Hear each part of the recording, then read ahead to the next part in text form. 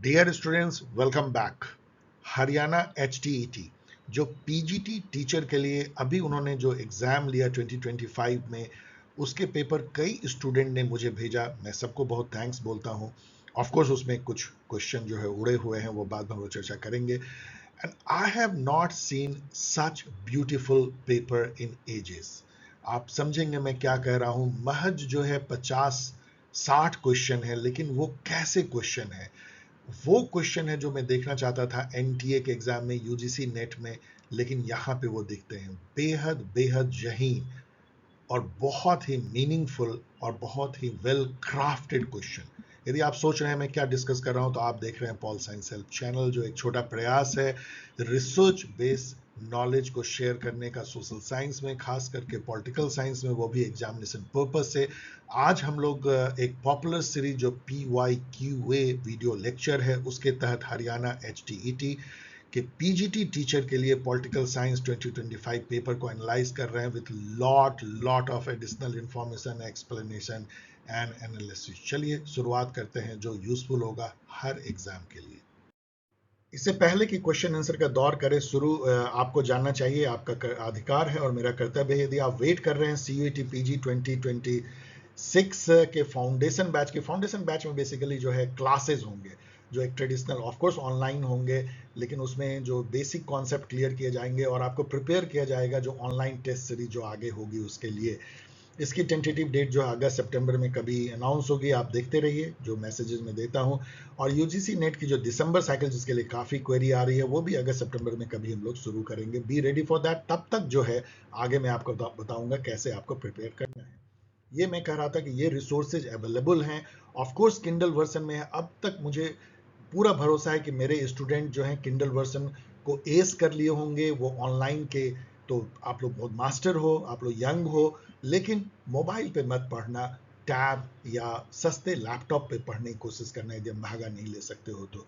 ये बुक्स जो हैं, तब तक आप तैयारी कीजिए। आप CUET PG एग्जाम देना चाहते हैं 2026 में, तो आपके लिए एक बेहतरीन वंडरफुल रिसोर्स जो है CUET PG 2026 prep start guide है। प्रेप स्टार्ट गाइड, ये ट्रू मायने में एक प्रेप स्टार्ट गाइड है, जिसमें कि वो सब कुछ है जो कि 2026 एग्जाम के लिए आपको जानना चाहिए। एग्जाम का स्ट्रक्चर, उसकी सिलेबस, उसके पैटर्न, 5 साल के क्वेश्चन की डिफिकल्टी लेवल, 3 साल में जो यूनिवर्सिटीज में जो डिफरेंट कट ऑफ गए, जो इधर उधर आप पूछते रहते हो, वो वहां पे दी गई है। और उसके बाद 500 से ज्यादा जो एक्चुअल क्वेश्चन पूछे गए हैं CUET PG में, उसकी ऐसी एनालिसिस जो कहीं आपको नहीं मिलेगी, और इतनी इंफॉर्मेशन जो कहीं नहीं मिलेगी। मैं दावे के साथ कहता हूं, केवल उन क्वेश्चन को भी यदि आप देख लोगे ना, तो आप CUET PG के अधिकतर क्वेश्चन को सॉल्व कर सकते हो, क्योंकि वो फैक्ट कितनी बार ही रिपीट हो गए हैं सिलेबस में। तो ये बुक को आप नॉमिनल कॉस्ट पे ले सकते हो। UGC नेट यदि आप, और यदि आप CUET PG दे रहे हो, तो इस गाइड को तो लिए बगैर आपको CUET PG देना नहीं चाहिए। कई लोग कहते हैं कि सर क्या ये गाइड को आप रिवाइज करेंगे? इसकी जरूरत नहीं है। मैं जितना रिवाइज करूंगा उतना ही गाइड बल्कि होता जाएगा। अभी इसमें बहुत सुंदर सुंदर फैक्ट है। क्यों आप चाहते हो कि मैं और अधिक फैक्ट दूं और आपके दिमाग को बोझिल करूं? क्योंकि और अधिक फैक्ट ही तो देंगे, सिलेबस तो चेंज हुई नहीं है। तो चलिए, आप CUET PG गाइड जो अभी जिस फॉर्म में है, जो पिछले साल रिवाइज हुई है, उसको आप यूज कीजिए। यदि आप UGC नेट दे रहे हैं, तो ये बुक के बगैर आप बिल्कुल अधूरे हैं। UGC नेट एग्जाम गाइड और ऑब्जेक्टिव पॉलिटिकल साइंस तो आपको हर एग्जाम के लिए, चाहे CUET PG दो, चाहे UGC नेट या कोई भी, आपके लिए मदर बुक के जैसा आप लोगों ने इसको बनाया। इसकी जो डायरेक्ट लिंक है वो डिस्क्रिप्शन में दी जाएगी, सीधा आप क्लिक करके आप जाके खरीद सकते हो। यहाँ पे डियर स्टूडेंट याद रखना एक बात को, कि आप यदि इस बुक को खरीदते हैं, तो ये सवाल आपके जहन में आएगा कि मैं उसको पढूं कैसे। उसके लिए किंडल जो ऐप है, जो फ्रीली अवेलेबल है, उसको डाउनलोड कर लीजिए, और उसमें जो लॉगिन आप करेंगे वो वही यूजर आईडी और पासवर्ड से कीजिए जिससे आपने अमेजन में बुक खरीदा है। दोनों अलग अलग होने पे आपको नहीं दिखेगा। वहाँ लाइब्रेरी लिंक होता है किंडल ऐप में, उसको जैसे ही आप क्लिक करेंगे आपकी बुक दिखेगी, जो भी आप बुक खरीदते हैं, और बहुत सारे फ्री बुक भी आपको दिखेंगे वहाँ। उसको डबल क्लिक कीजिए और पढ़िए, और देखिए वंडरफुल दुनिया जो किंडल की है उसमें आप चले जाएंगे। आइए डियर स्टूडेंट, क्वेश्चन आंसर का दौर शुरू करते हैं। लेकिन जैसा मैं हर PYQA वीडियो में करता हूं, कि इस पेपर का जो जनरल जो मिजाज है या जनरल जो पैटर्न है, उसको थोड़ी चलिए मैं आपको बताता हूं। I have not seen such beautiful paper in ages. मैंने सैकड़ों पेपर एनालाइज किए, आपको पता है, लेकिन this is one of the best paper I have seen in terms of जिस लेवल का इन्होंने क्वेश्चन दिया है उसको आप अर्बिट नहीं कर सकते। दे आर टफ, लेकिन वो आपके दिमाग को झकझोरते हैं। एक पॉलिटिकल साइंस स्टूडेंट होने के नाते आपको उन सब चीज़ों को थोड़ा डीपर है पता होना चाहिए। बहुत सारे क्वेश्चन देख के लगता है कि सिविल सर्विसेज प्रीलिम्स जैसे क्वेश्चन है, लेकिन उससे भी बेहतर इन्होंने मेहनत किया है। कुछ क्वेश्चन जरूर आपको कंफ्यूजिंग लग सकते हैं, कुछ में प्रॉब्लम भी है जो कि होती है, हो सकता है कि इसका आंसर रॉन्ग हो या कोई भी आंसर सही ना हो, लेकिन overall it is one of the best paper I have scene. हम लोग बहुत नॉलेज ले सकते हैं इस पेपर के थ्रू। चलिए आप गौर से देखिएगा और कई बार देखिएगा। शुरुआत करते हैं 91 नंबर क्वेश्चन से। Which right is not included in the universal declaration of human right. अब हम लोग सब जानते हैं कि यूडीएचआर जो है, और जानना चाहिए यदि आप नहीं जानते हैं, कि यूडीएचआर जो है फर्स्ट एंड फॉरमोस्ट जो है एक तरह का कोवेनेंट है, ट्रीटी है, बेसिक फंडामेंटल राइट जो एज ए ह्यूमन हमें दी गई है इंटरनेशनल लॉ के तहत, वो है universal declaration of human right. United nation के तहत है ये, और 10 दिसंबर 1948 को इसकी घोषणा होती है, और उसमें 30 आर्टिकल होते हैं। यहाँ पे 4 आर्टिकल का जिक्र आप देख सकते हैं, उसी से रिलेटेड ये है। अब ये कह रहे हैं कि उसके आर्टिकल में इसमें से कौन नहीं है। Right to get elementary education in mother tongue, चलिए इसको देखते हैं। Everyone has the right to rest and leisure, ये जो है लिखा गया है आर्टिकल 24 में। वैसे तो ऐसे आपको याद रखना मुश्किल है, लेकिन जान लीजिए एक बार के लिए। Right to take part in the government of the country, ये भी जो है इसमें आर्टिकल 21 में है। Right to seek and enjoy other countries asylum from prosecution, यदि आपके कंट्री में आप पर केस किया जा रहा है, धर्म के नाम पे आपको सताया जा रहा है, तो आपको किसी दूसरे कंट्री में शरण लेने का अधिकार है। इसीलिए लोग जब भाग के जाते हैं तो आप मत समझिए कि वो ऐसे ही जा रहे हैं एज ए रिफ्यूजी। उनको अंडर आर्टिकल 14 ऑफ यूडीएचआर ये अधिकार मिलता है कि वो शरण मांग सकें यदि उनको कहीं पे धर्म या इथनिसिटी या अदर बेसिस जो प्राइमोर्डियल आइडेंटिटी होती है उसके बेसिस पे उनको सताया जा रहा हो तो। अब यहाँ पे आइए, right to get elementary education in mother tongue जो है, इसमें इशू ये है कि आर्टिकल 26 में ये लिखा हुआ है कि आपको राइट है एजुकेशन का, बच्चों को एलिमेंट्री एजुकेशन का, लेकिन ये मदर टंग में हो ऐसा स्पेसिफाई नहीं किया गया है, इसीलिए ये गलत है। अब आप समझ सकते हैं कि ये क्वेश्चन कितना डीप है और कितना डिफिकल्ट है, लेकिन अर्बिट नहीं है। इसके बहाने हम लोगों ने बहुत कुछ जाना यूडीएचआर के आर्टिकल्स के बारे में। एक नज़र आर्टिकल 30 आर्टिकल है, एक नज़र देख लीजिएगा। 92 देखिए, यदि आप ये परेशान हो रहे हैं कि 91 से क्यों शुरू हो रहा है, तो ये ऐसे ही है, 91 से ही शुरू हो रहा है। और इस पेपर में एक और प्रॉब्लम है कि 145 के बाद सीधा जो है 150 आ जाता है। क्यों पता नहीं, मतलब जितने भी स्टूडेंट ने मुझे भेजे हैं सब ने 145 के बाद 50 भेजे हैं। लगता है जिस बच्चे ने पहला इसको कॉपी किया उसी ने एक पेज छोड़ दिया है, और वही मार्केट में चल रहा है, कहीं आपको मिलेगा ही नहीं। 146, 7 एंड 149, 148 और 149, ये क्वेश्चन, 4 क्वेश्चन हम मिस कर रहे हैं इस ब्यूटीफुल पेपर का। 92 देखिए, विच of the following is not a constitutional provision. अब ये तो इतना लंबा है और आपको इतना टाइम लगेगा ही इसमें। फर्स्ट देखिए क्या कहता है, reservation of seats for the scheduled caste and scheduled tribe in the house of people will continue till the expiration of a period of 80 years from the commencement of constitution, ऐसा जो है लिखा हुआ है। अब ये आर्टिकल जो है मुझे लगता है 330 है, आप चेक कर लीजिएगा 330 या 331 है। इसमें 104th जो अमेंडमेंट हुआ था उससे 70 साल से बढ़ा के 80 साल कर दिया गया था। इसको 10-10 साल बढ़ाया जाता है, तो 60, 70, 80, अब फिर आगे 90 भी किया जा सकता है। सेकंड देखिए, यहाँ पे है not the provision regarding representation of Anglo-Indian by nomination in the House of People will continue till the expiration of period of 70 years। अब देखिए क्या हुआ कि ये भी जो है, ये आर्टिकल 334 में है, इसमें 70 को 70 छोड़ दिया गया 104th अमेंडमेंट से। इसका इफेक्ट क्या हुआ कि अब वो खत्म हो गया है, 70 साल पूरा हो गया कुछ साल पहले, और अब जो है एंग्लो इंडियन के लिए जो नॉमिनेशन होता था लेजिस्लेचर में, लोकसभा में 2 सीट कुछ होता था, स्टेट लेजिस्लेचर में भी गवर्नर कर सकते थे, वो खत्म कर दिया गया, 70 साल छोड़ दिया गया, इसलिए ये भी सही है। अब यहाँ पे आइए, थर्ड है reservation of seats for the schedule caste and schedule tribe in the service and post will continue till the expiration of period of 80 years. अब ये देख लीजिएगा, शायद 335 है कुछ है, ये आर्टिकल भी देख लीजिएगा, जो कि पब्लिक सर्विस में रिजर्वेशन की बात करता है। यहाँ पे कोई पीरियड डियर स्टूडेंट नहीं लिखा हुआ है कॉन्स्टिट्यूशन में कि 70 ईयर या 80 ईयर, इसलिए ये कहना गलत है कि ऐसा कुछ है, कोई उसमें पीरियड नहीं है, इसका मतलब है कि ये गलत है। इसका मतलब ये सही होगा, इसको आप पढ़ लीजिएगा। इसमें सेम जो यहाँ पे यूनियन लेजिस्लेचर में बात है, तो यहाँ पे स्टेट लेजिस्लेचर में SC ST को जो रिजर्वेशन है उसको भी 80 ईयर से बढ़ा दिया गया है। तो ये एक ब्यूटीफुल क्वेश्चन है जो आपको ये बताता है कि एंग्लो इंडियन की रिजर्वेशन जो है खत्म कर दी गई है 104th आर्टिकल 104th अमेंडमेंट से। इसके अलावा आपको ये भी बताता है कि जो पोस्ट रिजर्व है SC ST के लिए, उसमें कोई समय की बंधन नहीं है, और बाकी में जो है 80 ईयर्स कर दिया गया है 104th अमेंडमेंट से। ये काफी जानकारी आपको ये देता है और बहुत डीपर क्वेश्चन है। नेक्स्ट देखिए, which one statement is not true regarding general assembly of United nation. ये भी बहुत आपको नॉलेज देता है। जनरल असेंबली आपको पता है एक तरह का लेजिस्लेचर है यूनाइटेड नेशन का। तो सरकार कौन है? United nation security council. जो उसकी सिक्योरिटी काउंसिल है वो उसकी गवर्नमेंट है, उसके पास में सब पावर है, और ये एक जस्ट चौंचौ पौपौ, मतलब भाषण, डिबेट, डिस्कशन करने की एक संस्था जनरल असेंबली। खास पावर इसके पास होता नहीं है।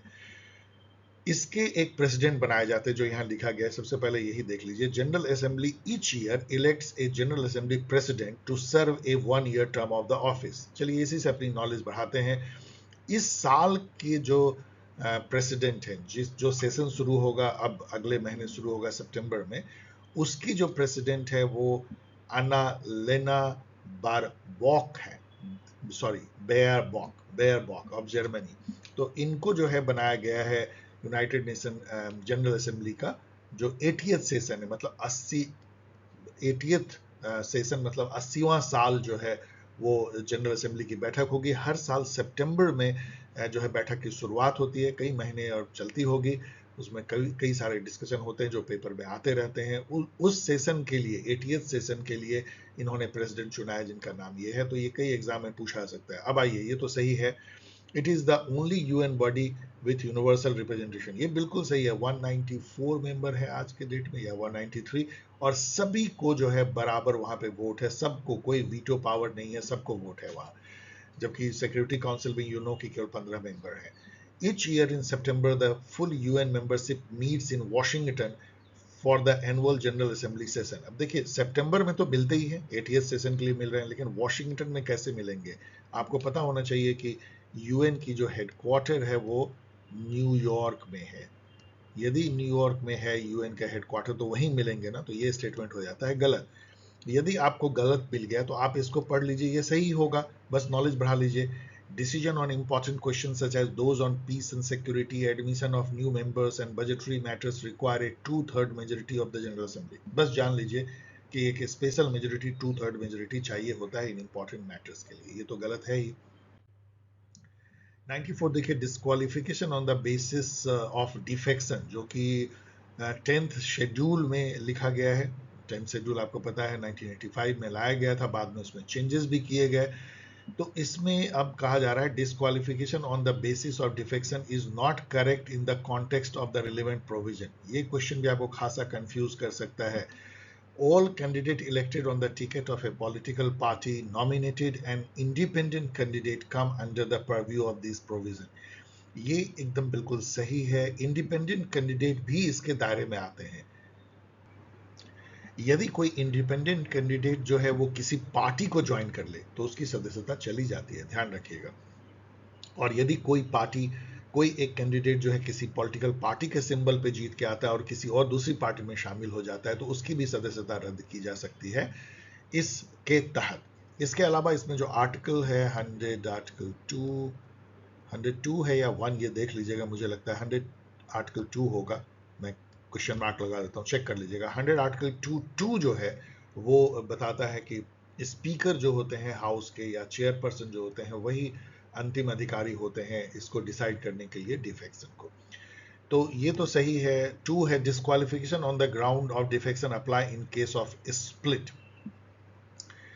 यस, ये अप्लाई होता है इन केस ऑफ स्प्लिट, क्योंकि स्प्लिट मतलब कि स्प्लिट जो है यदि 2/3 का हो जाए तो उसको स्प्लिट। अब ये थोड़ा सा कंटेंसस है, इसको चलिए थोड़ा सा एक्सप्लेन करते हैं, इसी पे आपका जवाब भी डिपेंड करता है। तो इसमें प्रोविजन ये है, ये चेंज हुई है। पहले प्रोविजन ये था, इसको पढ़ लीजिएगा डिटेल में। 91st अमेंडमेंट से पहले ये था कि 1/3 मेंबर यदि किसी पार्टी का, मान लीजिए किसी के पास जो है 30 मेंबर हैं और 1/3 मतलब 10 यदि डिफेक्ट करके स्प्लिट हो जाते, बोलते कि अलग अपना ग्रुप बनाएंगे, यदि ऐसा होता तो वो उनको उन पर एंटी डिफेक्शन नहीं लगता। इसको बढ़ा करके 2/3 कर दिया गया है। तो अब यानी इसमें यह है कि 20 मेंबर यदि अलग होते हैं तभी वो स्प्लिट माना जाएगा, नहीं तो डिस्क्वालीफाई हो जाएंगे जो भी स्प्लिट हो रहे हैं। तो disqualification on the ground of defection apply in case of split, yes it applies. Third है disqualification on ground of defection not to apply in case of merger. ये मेरे अनुसार से गलत है, क्योंकि मर्जर पे भी लगता है, मर्जर और स्प्लिट एक ही जैसा है।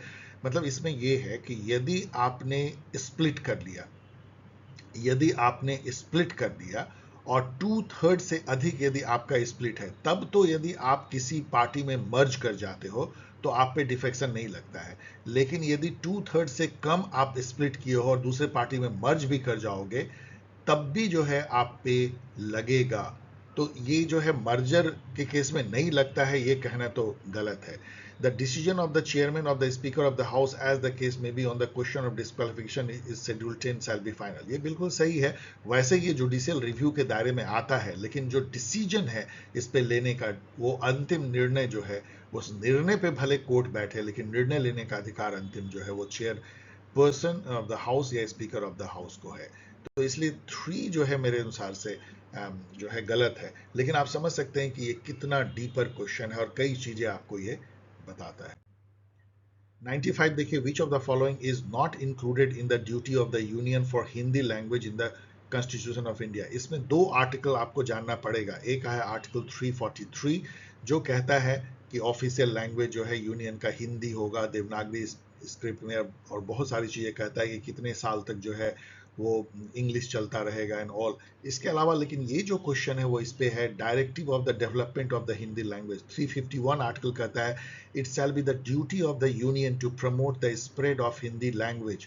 मतलब ये उनका दायित्व होगा कि उसको स्प्रेड करें, to develop it so that it may serve as a medium of expression of for all the elements of the composite culture of India and to secure its enrichment by assimilating without interfering with its genius, the forms, style and expression used in Hindustani and in other language of India specified in the 8th schedule of the constitution, and by drawing wherever necessary or described for its vocabulary primarily on Sanskrit and secondarily on other language.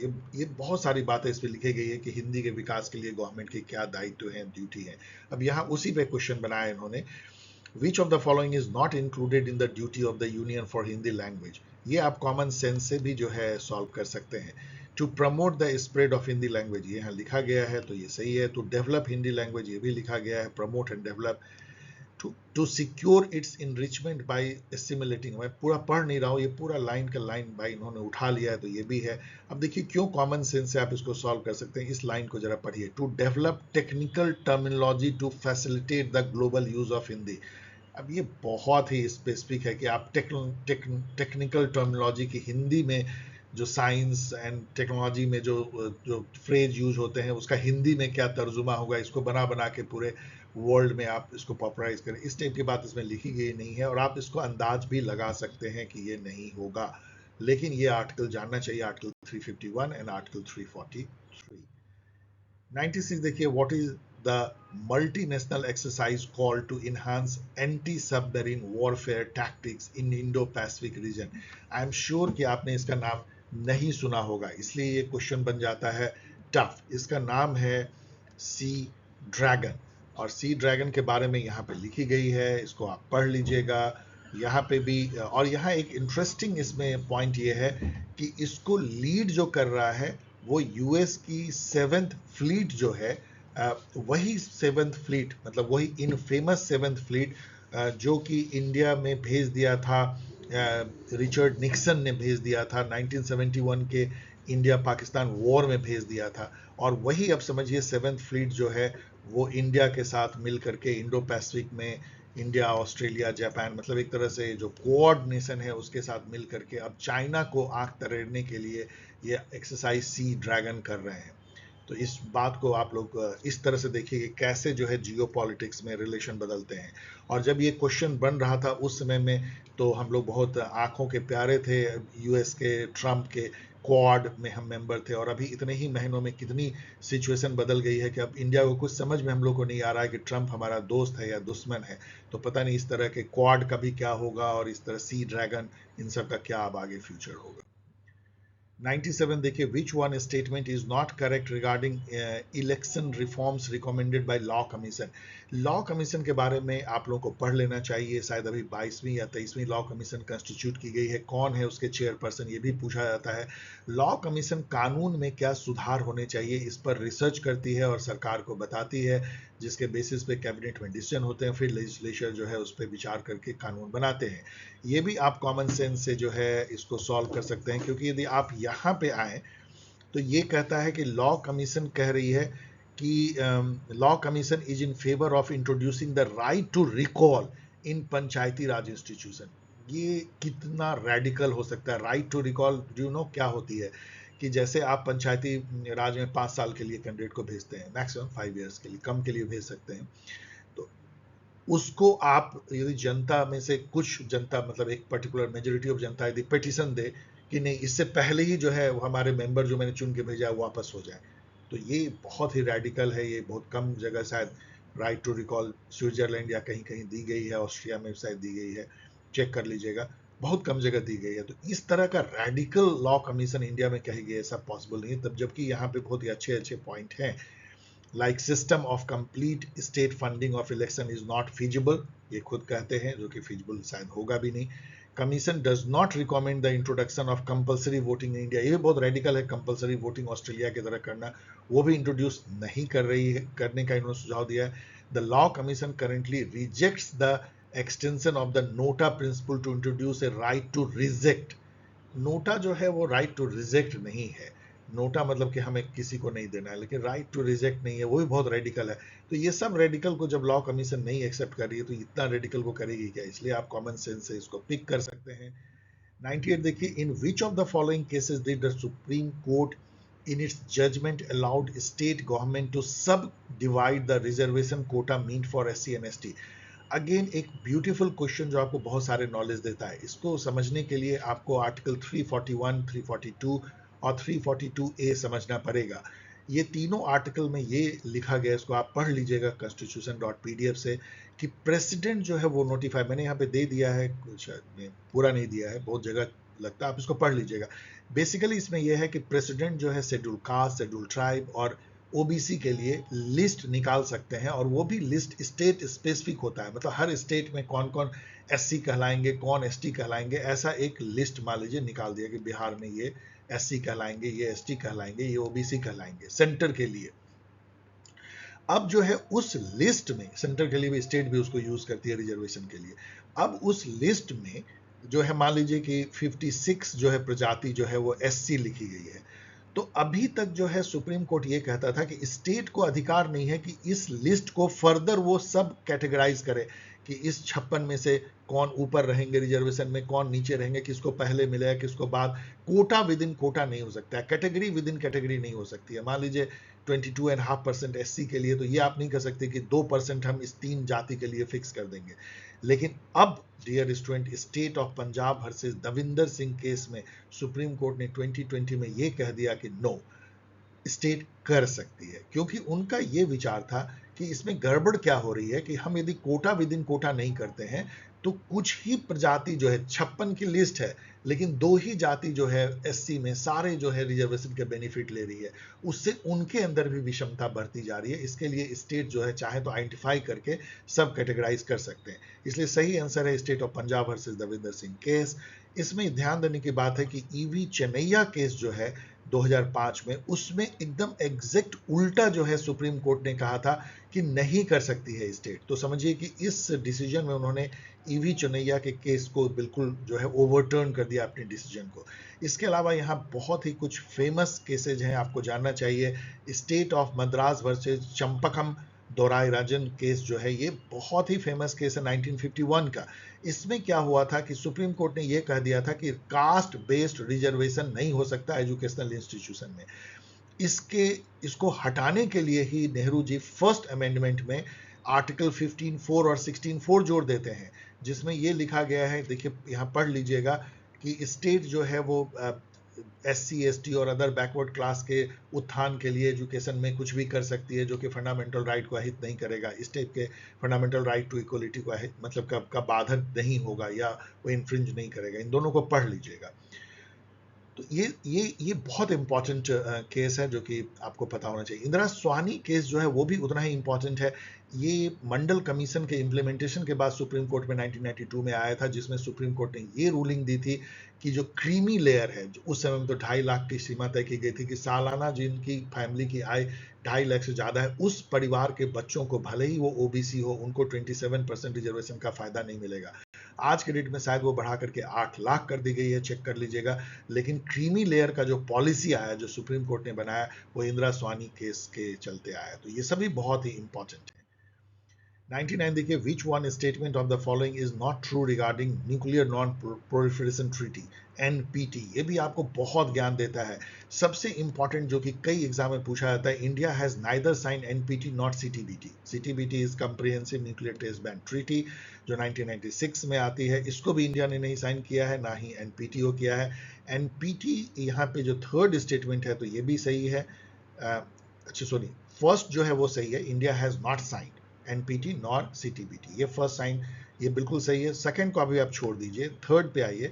The NPT entered into force in 1970, ये बिल्कुल सही है। 1968 में ये adopt किया जाता है, ये डेट भी बहुत इंपॉर्टेंट है, लेकिन 2 साल बाद ये फोर्स में आता है, ये भी इंपॉर्टेंट है। अब यहाँ पे आइए, on 11th May 1995 the treaty was extended till 2025, और यहाँ पढ़िए, the 1996 comprehensive nuclear test ban treaty has yet to enter into force. अब इन दोनों में आप सुपर कंफ्यूज कर सकते हैं। इसका सही जवाब ये है कि ये तो बिल्कुल सही है कि CTBT जो है अभी तक फोर्स में नहीं आ पाया है। क्यों नहीं आ पाया है वो ये पूरा पढ़ लीजिएगा। NPT और इसके बारे में यहाँ पूरा पढ़ लीजिएगा, लेकिन लब्बो लुबाब ये है कि NPT एक्सटेंड तो किया गया, शुरू में जब 1970 में लागू हुआ था तो ये 25 साल के लिए ही लागू हुआ था, तो इसीलिए इसको 1995 में इसको रिव्यू किया गया, लेकिन उस समय में जो एक्सटेंड किया गया वो अनंत काल के लिए किया गया, कोई इंडिफरेंट पीरियड के लिए, कोई टाइम लिमिट नहीं था। इसके चलते ये चौथा जो है गलत हो जाता है। बट डियर स्टूडेंट, आप समझ सकते हैं कि ये भी क्वेश्चन कितना डीप आपको ले जाता है। And all these questions are not अर्बिट, बार बार मैं ये कह रहा हूँ। 100 देखिए, which one is not included in list of exemption from disclosure of information in section 8 of right to information act 2005। ये आपको क्वेश्चन ही आपको बहुत वाइटल इंफॉर्मेशन देता है कि RTI एक्ट 2005 की जो सेक्शन 8 है, उसमें बहुत सारे ऐसे इंफॉर्मेशन है जिसको जो इंफॉर्मेशन ऑफिसर होते हैं, सूचना अधिकारी, उनको नहीं डिस्क्लोज करना है। जैसे फॉर एग्जांपल मैं आपको बताता हूँ जो इसमें नहीं दिया गया है, एक ऐसा इंफॉर्मेशन जो आपने ट्रस्ट के तौर पे किसी को सौंप दिया है। जैसे मान लीजिए कि मेरे मोबाइल का जो कॉल रिकॉर्ड डेटा है, मेरी वो रिकॉर्ड जो है एक ट्रस्ट के बेसिस पे जो भी मोबाइल ऑपरेटर मैंने लिया है उसके यहाँ है वो, तो वो कोई यदि मांगे कि बताइए कि भाई इस अमुक व्यक्ति के मोबाइल कॉल का रिकॉर्ड हमें दीजिए, तो टेलीफोन कंपनी या mobile company are not suppose to disclose that call record to any other third party under section 8, क्योंकि बोलेगा कि आपको क्या मतलब कि उन्होंने कहाँ कॉल किया। तो इस तरह के इंफॉर्मेशन जो है, third party information, fiduciary trust के इंफॉर्मेशन, या सेक्रेट इंफॉर्मेशन, या information that may cause a breach of privilege of state legislature, या information affect the sovereignty integrity of India, cabinet paper, इन सब को डिस्क्लोज नहीं करना है। डियर स्टूडेंट, मैं स्ट्रांगली सलाह दूंगा, बहुत ज़्यादा नहीं है, सेक्शन 8 ऑफ RTI एक्ट को पढ़ लीजिएगा। लेकिन फाइल नोटिंग को क्यों नहीं डिस्क्लोज करना है? फाइल नोटिंग तो बिल्कुल करना है। RTI एक्ट के तहत फाइल नोटिंग मतलब कि जो डिसीजन लिए जाते हैं सरकार में, वो फाइल पे लिए जाते हैं, लिखा जाता है कि डिसीजन कैसे हुआ है, पूरी रिकॉर्डेड होती है। और RTI के अंदर ना ही आप उस फाइल रिकॉर्डिंग का सूचना ले सकते हैं, आप देख सकते हैं। आप चाहें तो पूरे फाइल को पलट के या इलेक्ट्रॉनिकली आप उसको स्क्रीन पे पढ़ सकते हैं कि क्या डिसीजन कैसे लिया गया था। इसलिए फाइल नोटिंग बार्ड नहीं है सेक्शन 8 के तहत। Again a beautiful question, which of the following statement regarding ASEAN is incorrect. अब देखिए ये भी बहुत इंफॉर्मेशन आपको देता है। ASEAN was establish by Manila declaration in 1967। यदि आपने थोड़ा भी पढ़ाई किया है आसियान के बारे में तो आप बोलेंगे ये बिल्कुल गलत है, ये मनीला डिक्लेरेशन नहीं होके ये बैंकॉक डिक्लेरेशन है। तो यहाँ आपको मिल जाता है इनकरेक्ट। इसका मतलब है कि ये केवल आपको नॉलेज दे रहा है। तो आसियान के तहत ही ईस्ट एशिया समिट स्टैब्लिश होता है 2005 में। ये बिल्कुल सही है, होगा ही, क्योंकि एक गलत मिल चुका है। India is the founding member of East Asia summit, ये भी आपको नॉलेज दे रहा है। And founding countries of ASEAN are Indonesia, Malaysia, Philippines, Singapore and Thailand, जिन्होंने बैंकॉक डिक्लेरेशन साइन किया था। बाद में 5 कंट्री उसमें और जुड़ते हैं, म्यांमार जैसे, और कई कंट्री उसमें और जुड़ते हैं। और अभी 11th कंट्री जो है वो ईस्ट तैमूर जुड़ता है। उसका एक अलग नाम भी है, लिस्टे, तैमूर लिस्टे, देख लीजिएगा। तो 11 मेंबर अब आसियान में हो गए हैं। तो ये भी क्वेश्चन आपको काफी इंफॉर्मेशन देता है। 102 नंबर क्वेश्चन चलिए देखते हैं। For which post the power to supervise, direct and control the election is not vested in the election commission of India. पहले तो इस क्वेश्चन के वर्डिंग पे जाइए। Power to supervise, direct and control, ये कहाँ लिखा हुआ है आपको याद होना चाहिए। आर्टिकल 324 में कि इलेक्शन कमीशन ऑफ इंडिया में वेस्टेड होगा power to supervise, direct and control the election of blah blah blah. किसका किसका election? First member of legislative council and member of Rajya Sabha, लोक सभा, प्रेसिडेंट, वाइस प्रेसिडेंट, इन सब। लेकिन मेंबर ऑफ म्युनिसिपल कॉरपोरेशन इनके जज से बाहर है। जो इलेक्शन कमीशन ऑफ इंडिया है उसके दायरे में नहीं आता है इलेक्शन पंचायत का या म्युनिसिपैलिटी का। तो ये उसके बाहर है। बेहद खूबसूरत अच्छा क्वेश्चन। क्या क्या नहीं आता है? आइडेंटिफाई इनकरेक्ट कॉम्बिनेशन ऑफ, यहाँ पे मैं लौट के इस क्वेश्चन पे आना चाहता हूँ और यहाँ आपको बताना चाहता हूँ कि इलेक्शन कमीशन ऑफ इंडिया जो ECI है और जो स्टेट इलेक्शन कमीशन है SEC, under article under constitutional amendment 73rd and 74th, या कह लीजिए 243K है, चेक कर लीजिएगा। ये बिल्कुल दोनों संस्थाएं अलग अलग हैं। स्टेट इलेक्शन कमीशन एक सेपरेट कॉन्स्टिट्यूशनल बॉडी है जो पंचायत और म्युनिसिपैलिटी के इलेक्शन को सुपरवाइज करती है, supervise, direct and control, and ECI remaining all these elections. 103 देखिए, identify incorrect combination of book, report, idea, मतलब इसमें से कौन सा इनकरेक्ट है। ये सारे बुक मैं हमेशा कहता हूं कि आपको याद होना चाहिए, कॉन्सेप्ट भी। साइलेंट स्प्रिंग जो है 1960s की बुक है रैचल कार्सन की, जिसमें कि कैसे जो है पेस्टिसाइड का क्या असर होता है एनवायरनमेंट पे उसको दर्शाया गया है। बहुत फेमस बुक है जिसने शुरुआत की सस्टेनेबिलिटी की।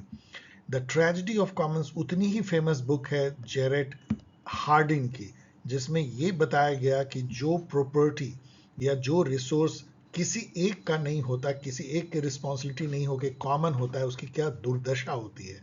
लेकिन ये यहाँ पे क्लब ऑफ रोम गलत लिखा हुआ है। क्लब ऑफ रोम ने एक रिपोर्ट जारी किया था, उसका टाइटल था लिमिट्स टू ग्रोथ 1972। तो वो, मतलब आप इसके साथ जा सकते हैं, वो भी, उसने भी एक चर्चा को जन्म दिया था कि क्या एक लिमिट है जो इस तरह से जो अनसस्टेनेबल डेवलपमेंट या ग्रोथ हो रही है। So Club of Rome will go with limit of growth and tragedy of commons with Jared Hardin. गया हाइपोथेसिस, जो कि कितनी बार मैंने ही एक्सप्लेन किया है कि अर्थ और उसकी जो इनऑर्गेनिक और ऑर्गेनिक जो उसके साथ में मिल करके जीवित और निर्जीव चीज मिल करके एक सेल्फ सस्टेनिंग लिविंग सिस्टम बनाते हैं। गया हाइपोथेसिस जेम्स लवलॉक सही है। और डीप इकोलॉजी, मतलब कि इकोलॉजी को सेंटर में रख करके पॉलिसी बनाना, ह्यूमन एक्शन को निर्देशित करना, ये जो है आर्ने नाइस, नॉर्वे के एक साइंटिस्ट ने ये क्वाइन किया था। सो ये भी सही है। केवल जो गलत है वो है ट्रेजेडी ऑफ कॉमन, जो जाएगा जेरेड हार्डिन के साथ। ये सब आपको याद होना चाहिए। Another very very useful question जो हर एग्जाम में आपको यूज होगा। 104 देखिए, which one is not correct combination of writer and book. तो यहाँ ये भी बहुत ही इंटरेस्टिंग और वेरी यूजफुल क्वेश्चन है। Anarchy is what states make of it. ये इतना इंपॉर्टेंट आर्टिकल है, इससे कह लीजिए the social construction of power politics पे बुक भी उन्होंने लिखा है, अलेक्जेंडर वेंट। मतलब ये है कि कैसे एनार्की जैसे शब्दों का जो मायने है वो कोई फिक्स नहीं है, ये सोशल कंस्ट्रक्शन है, कैसे कुछ लोग मिलके जो इसकी मीनिंग निकाले उसी से जो है स्टेट एक्शन तय होता है इंटरनेशनल रिलेशन में। Constructivism, the theory is always for someone and for some purpose. ये कहने वाले एंड्रयू लिंकलेटर नहीं है, ये भी बहुत फेमस है। ये कहने वाले हैं रॉबर्ट कॉक्स, जो एक क्रिटिकल थिंकर हैं, नियो ग्रामिस्चियन भी कहे जाते हैं, जिन्होंने एक बहुत फेमस बुक लिखा है, याद कर लीजिए, production power and world order 1987 में। एंड्रयू लिंकलेटर जो हैं ये इंग्लिश स्कूल के बहुत बड़े थिंकर हैं। इंग्लिश स्कूल जो इंटरनेशनल सोसाइटी स्कूल है, और जो फर्स्ट जो आईआर की जो पढ़ाई हुई थी आपको याद होना चाहिए, Aberystwyth Woodrow Wilson professor of international politics, university of Wales जो एबर्सवर्थ में है, वहाँ पे पहली बार 1919 में आईआर की पढ़ाई शुरू हुई थी। उसी कॉलेज में ये बहुत फेमस टीचर रहे हैं एंड्रयू लिंकलेटर। तो ये गलत है, यही इसका आपको नॉट मिल गया। तो ये यहाँ हो जाएगा Robert Cox. Why is there is no international theory, of course Martin Wight सही ही होगा क्योंकि एक ही गलत है। और मार्टिन वाइट जो है अगेन एंड्रयू लिंकलेटर की तरह ही इंग्लिश स्कूल के बहुत बड़े थिंकर हैं। The tragedy of great power politics John Mearsheimer ने लिखा है, सही है, सबको याद कर लीजिए। 105 देखिए, which one is not correct regarding high court of India. Another beautiful question, इसमें से एक ही गलत होगा, तो चलिए देखते हैं कौन सा गलत है। पावर टू ट्रांसफर जजेज of high court lies in president. President ही जो है हाई कोर्ट के जजेस की ट्रांसफर पोस्टिंग करते हैं। A citizen of India is eligible for the post of justice of high court if she is in the opinion of president distinguished jurist. No, ऐसा कुछ भी नहीं है। आर्टिकल 200, मैंने मुझे लगता है 214 से मैंने लिया है, आप चेक कर लीजिएगा, ये आर्टिकल मुझे लिखना चाहिए था। 214, 15, 16 इन सब में से किसी का होगा। तो इसमें क्वालिफिकेशन ऑफ जज जो है, या 214 ही हो सकता है, has for at least 10 years held in judicial office in the territory of India और has at least 10 years been an advocate of high court. एक हाई कोर्ट या एक से दो हाई कोर्ट, दैट्स ऑल, यही दो कंडीशन है। यह डिस्टिंग्विश्ड जूरीज जो है वो सुप्रीम कोर्ट के जज में तो है लेकिन हाई कोर्ट के जज में नहीं है। थर्ड देखिए, there are 25 high court in India, ये सही है, इसलिए इसको याद कर लीजिए। And every high court shall be a court of record, ये किस आर्टिकल से वो भी आपको पता होना चाहिए। सुप्रीम कोर्ट जो कोर्ट ऑफ रिकॉर्ड होता है जिसके तहत कि वो कंटेम्प्ट ऑफ कोर्ट पिटीशन भी ले सकते हैं, ये मुझे लगता है 129 है, चेक कर लीजिएगा, मैं यहाँ पे मेमोरी से बोल रहा हूँ, आप इसको चेक कर लीजिएगा। 106 देखिए, 4 fundamental agreements between India and USAR. तो ये आपको खुद ही बता रहे हैं कि ये 4 है, कॉम कैसा है, बेका है, लेमोआ है, जीएस मिया है, इस सब का मैंने यहाँ फुल फॉर्म दे दिया, आप इसको देख सकते हैं। अब इसको क्रोनोलॉजिकल ऑर्डर में सजाना है। ये क्वेश्चन इसलिए आसान है कि बेका यदि आपको पता हो मेरी तरह की 2020 में है, और दूसरा इंफॉर्मेशन पता हो कि 2020 के बाद केवल एक आई सेट साइन हुआ था जो यहाँ पे है ही नहीं, आई सेट, जिसका नाम बदल करके अब जो है ट्रस्ट कर दिया गया है 2022 में। उसके अलावा सब पहले हुए हैं। तो 2 से अंत होता हुआ आप देखिए केवल एक है, जिसका मतलब कि आपने क्रैक कर लिया इसको। 4312, अब इसको कर लीजिए। Which one is the main decision making body in WTO? यदि आप WTO के वर्किंग के बारे में थोड़ा बहुत जानते हैं, और आपको जानना चाहिए इसमें डिसीजन मेकिंग कैसे होती है, हाईएस्ट डिसीजन मेकिंग बॉडी क्या है, तो आपको पता होगा जो मिनिस्ट्रियल कॉन्फ्रेंस होता है जो हर 2 साल पे होती है, 2 वर्ष पे होती है, जिसमें हर मेंबर कंट्री के जो ट्रेड एंड कॉमर्स मिनिस्टर होते हैं वो भाग लेते हैं, वो टॉप डिसीजन मेकिंग बॉडी होती है, हम लोग को पता होना चाहिए। इसको पढ़ लीजिए। 108 देखिए, who defined super power as the great power plus great mobility of power. अब यहाँ जो ये फ्रेज है ग्रेट मोबिलिटी ऑफ पावर, इसका मतलब क्या होता है? मतलब कि मोबिलाइजेशन से मतलब है, केवल ग्रेट पावर होने से कोई मतलब नहीं। एक्चुअल में सुपर पावर वो है जो अपनी पावर को पूरे दुनिया में कहीं भी मोबिलाइज कर सकता है। जैसे अभी आपने देखा कि यूएसए एक सुपर पावर के तौर पे सामने आता है जो हजारों मील दूर से ईरान के न्यूक्लियर ठिकाने पर बम बरसाता है। ये है super power which can mobilise its power, manifest its power thousands of kilometre away from its homeland. US super power है इस मायने में, रसिया नहीं है सुपर पावर, क्योंकि वो चाहते हुए भी क्या वो ईरान को हेल्प कर पाया? No. At one time USSR was a super power, क्योंकि वो मोबिलाइज कर पाता था दूर दराज अफगानिस्तान में अपनी सेना भेज करके, टैंक भेज करके उसने उसको कब्जा जमाया था। तो that time it was a super power. ये कहने वाले कि super power is the great power plus great mobility of power, ये थे विलियम टी आर फॉक्स। अब तो मैं जान रहा हूं, मैंने देख लिया इसलिए बता रहा हूं, but this question is pretty difficult. लेकिन इसके बारे में कुछ और बातें जो हैं विलियम फॉक्स के बारे में जान लीजिए कि उन्होंने इक्वेट किया था 1944 में 3 पावर को, एक यूएस, दूसरा सोवियत यूनियन और तीसरा ब्रिटिश एम्पायर। अब मुझे लगता है कि ये दोनों ढह चुके हैं, केवल यूएस ही अभी वो सुपर पावर है। 109 देखिए, विच of the following is not the power of state legislature. ये क्वेश्चन आपको बहुत बहुत बहुत परेशान कर सकता है, लेकिन ये काफी नॉलेज भी देता है। अगेन पंचायती राज से रिलेटेड जो आर्टिकल 243 में डिफरेंट जो आर्टिकल हैं उस पर आपकी नजर जानी चाहिए, मैंने यहाँ काफी कुछ दिया है। फर्स्ट है स्टेट लेजिस्लेचर की कौन सी पावर नहीं है? To provide for grant in aid to the panchayat from the consolidated fund of state. ये यहाँ पे चलिए, अभी मतलब ये ग्रांट इन एड आपको पता है, इसके लिए स्टेट फाइनेंस कमीशन बनती है, वो रिकमेंड करती है कि ग्रांट इन एड जो है वो स्टेट के कंसोलिडेटेड फंड से कितना पंचायत को जाना चाहिए, ये वो रिकमेंड करती है। लेकिन जो उसको एग्जीक्यूट करेंगे वो लेजिस्लेचर ही करेंगे, क्योंकि ये जो रिपोर्ट है फाइनेंस कमीशन की वो थ्रू गवर्नर जो है वो स्टेट लेजिस्लेचर में रखी जाती है। तो मे बी ये सही भी हो सकता है कि ये पावर है प्रोवाइड करने का, रिकमेंड करने का पावर तो स्टेट फाइनेंस कमीशन को है, लेकिन एक्चुअल ग्रांट इन एड को प्रोवाइड करने का पावर जो है लेजिस्लेचर या एग्जीक्यूटिव को है, लेजिस्लेचर। 2 देखिए, to make provision for the maintenance of accounts by the panchayat and the addition auditing of such account. ये तो बिल्कुल यहाँ लिखा हुआ है, ये आप देख सकते हैं जे में 243 जे में, audit of accounts of panchayat, the legislature of a state में by law make provision with respect to the maintenance of account and auditing. तो ये तो बिल्कुल सही है आर्टिकल 243 जे के अनुसार। थर्ड है to provide for the manner of election of the chairman of a panchayat at the intermediate level और एट द डिस्ट्रिक्ट लेवल। ये नहीं है।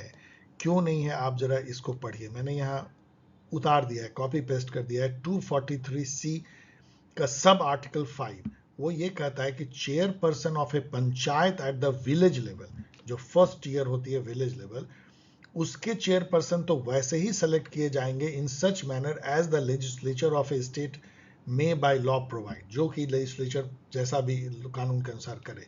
लेकिन बी में कहता है कि ए panchayat at the intermediate level or district level shall be chairman of a panchayat and chairman of a panchayat at the intermediate or district level shall be elected by and from amongst the elected member thereof। ये साफ कह दिया गया है कि इसमें state legislature का fix करने में कोई रोल नहीं है कि चेयरमैन कैसे होगा। पहले से ही लिख दिया गया है कॉन्स्टिट्यूशन में कि जो चेयरपर्सन होगा पंचायत का एट द इंटरमीडिएट और डिस्ट्रिक्ट लेवल वो इलेक्ट किया जाएगा बाय द मेंबर, जो उस पंचायत, जैसे पंचायत समिति के जितने मेंबर होंगे वही चेयरपर्सन चुनेंगे, जिला परिषद के जितने मेंबर होंगे वही चेयरपर्सन चुनेंगे, ना कि बाय लॉ। इसका मतलब 3 नहीं है, इसका मतलब 4 सही है। 4 क्या है? To delegate powers and responsibility to panchayat to prepare plans for social justice and economic development. ये सही है। यदि आप आर्टिकल 243G पढ़ोगे, जो बहुत लंबा चौड़ा मैं पढ़ नहीं रहा हूँ, तो यहाँ पे ये साफ साफ है कि यस, लेजिस्लेचर जो है डेलीगेट कर सकते हैं ये सारे पावर, और उसमें से फर्स्ट पावर है to preparation of plan for economic development and social justice. 111 देखिए, which one of the statement is not correct regarding Quad. Quad तो अभी वैसे ही खटाई में पड़ गया है, ट्रंप जिस तरीके से इंडिया से बर्ताव कर रहे हैं। तो quad is an informal strategic forum, ये सही है। इनफॉर्मल सिक्योरिटी डायलॉग एक तरह का था the quad forum comprise 4 nation USA, India, Australia and Japan, ये भी सही है। The next quad leader summit will be held in India in 2025। अब मुझे लगता नहीं कि यहाँ पे अभी हो पाएगा, जो सिचुएशन है वेरी डिफिकल्ट टू से कि 2025 में अब इंडिया में होगा, लेकिन ये सही है, होने वाला था। कोर ऑब्जेक्टिव ऑफ क्वाड, इसका मतलब ये तो गलत होना ही है, लेकिन देखिए क्यों गलत है। Core objective of the Quad includes rule based global order, ये बिल्कुल सही है। Freedom of navigation and keep strategic sea routes in Atlantic, यही आगे गलत हो गया, no Atlantic. Pan Indo Pacific, free of any military influence, तो यदि आप अटलांटिक को चेंज कर दें इंडो पैसिफिक से तो ये बिल्कुल हो जाता है सही।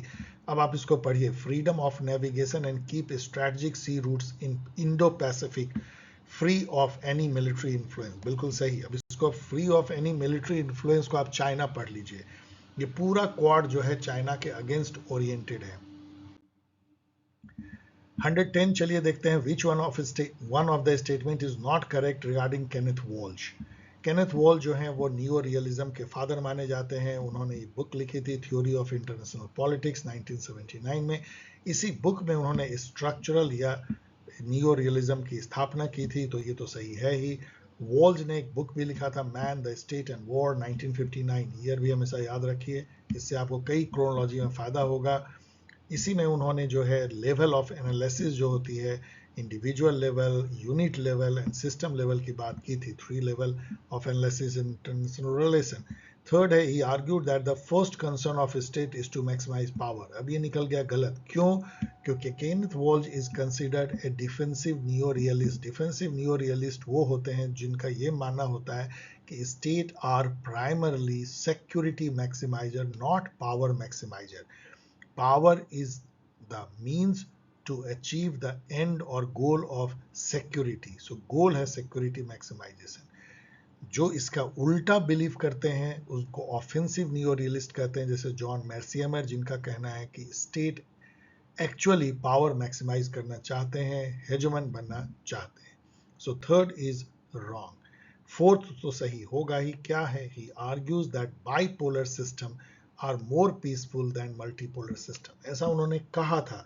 इन्होंने bipolar security, bipolar stability theory भी दिया था, स्टेबिलिटी। अब यहाँ पे डियर स्टूडेंट एक बात और याद रखिएगा कि इन्होंने न्यूक्लियर पीस स्टेबिलिटी थ्योरी भी दिया था। मतलब इनका कहना था कि जितना ही न्यूक्लियराइजेशन होगा वर्ल्ड में उतना ही कन्वेंशनल वॉर रुकेगा, क्योंकि दो न्यूक्लियर स्टेट लड़ने से डरेंगे। Why? Because it is balance of terror और mutually assured destruction। इसके चलते जो है न्यूक्लियर वॉर जो है कभी होगा नहीं, क्योंकि कोई विध्वंस नहीं चाहता है। इसका मतलब है कि दो न्यूक्लियर स्टेट कभी लड़ेंगे नहीं। Nuclear peace theory, Kenneth Waltz. 112 देखिए, prior to the creation of Shanghai cooperation organisation in 2001 which among the following were not the members of Shanghai 5। इसके पहले कि एससीओ बने, संघाई 5 बना था। संघाई 5 1996 में बना था, जो चाइना और रसिया इनिशिएटेड था। उसमें 3 जो है सेंट्रल एशियन कंट्री ज्वाइन करते हैं, कजाकिस्तान, किर्गिस्तान और ताजिकिस्तान। उज्बेकिस्तान केवल 2001 में ज्वाइन करता है, तब इसका नाम रखा जाता है संघाई कोऑपरेशन ऑर्गेनाइजेशन। ये और आगे बढ़ती है, इसके मेंबरशिप 2017 में इंडिया और पाकिस्तान दोनों ज्वाइन करते हैं। शायद कुछ ही ऐसे ऑर्गेनाइजेशन यूएन को छोड़ के जिसमें इंडिया और पाकिस्तान दोनों मेंबर हैं संघाई कोऑपरेशन ऑर्गेनाइजेशन।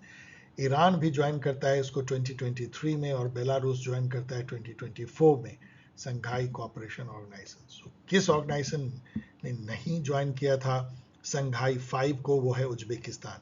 ये क्वेश्चन आपको इतनी सारी जानकारी देती है। संघाई 5, उसमें कौन कौन थे 5 में, और कौन कौन मेंबर कब कब ज्वाइन करते हैं, एडिशनल इंफॉर्मेशन में याद रखिए, वेरी वेरी इंपॉर्टेंट। 113 देखिए, which one statement is not true regarding security council of United nation. इसमें पहला जो है यहाँ 15 है, ध्यान दीजिएगा। It has 15 member and each member has 1 vote. ये तो बिल्कुल सही है, लेकिन सबके वोट बराबर नहीं है। 5 जो परमानेंट मेंबर है, जिनको हम P5 कहते हैं, उनको वीटो है, मतलब निगेटिव। यदि वो किसी प्रस्ताव पे पैर अड़ा दे तो वो प्रस्ताव ऐसे ही खारिज हो जाए। बाकी जो 10 टेम्पोररी मेंबर है उनको वीटो पावर नहीं है। तो ये स्टेटमेंट सही है। सेकंड है the general assembly elects 10 non permanent member for 3 years term. ये 3 ईयर गलत है, ये 2 ईयर टर्म के लिए करता है, लेकिन ये सही है कि 10 जो है नॉन परमानेंट मेंबर को हर 1 साल पे 5 मेंबर, तो हर 2 साल पे 10 मेंबर जो है जनरल असेंबली चुनता है। टर्म जो है 2 साल होता है। इंडिया 8 बार ऐसा टेम्पोररी मेंबर रह चुका है सिक्योरिटी काउंसिल का। The security council has a presidency which rotate and changes every month. ये बिल्कुल सही है, हर महीने एक नया प्रेसिडेंट होता है। इस महीने जब हम लोग ये वीडियो बना रहे हैं तो 2025 के अगस्त में जो जो प्रेसिडेंट है सिक्योरिटी काउंसिल के, वो है पनामा, छोटा सा कंट्री, पनामा नहर वाली कंट्री। तो ये भी सही है। Under the charter all member states are oblige to comply with council decision. ये भी बिल्कुल सही है। काउंसिल एक तरह का गवर्नमेंट है यूनाइटेड नेशन का, तो ये गलत हो गया। यहाँ पे 3 ईयर है, इसलिए ये गलत है, गलत है, गलत है। ओके, सो चार्टर के अनुसार जो है सिक्योरिटी काउंसिल की बात को मानना हर मेंबर की एक तरह से ऑब्लिगेशन है। 114 देखिए, which one statement is not true regarding new realism in international politics.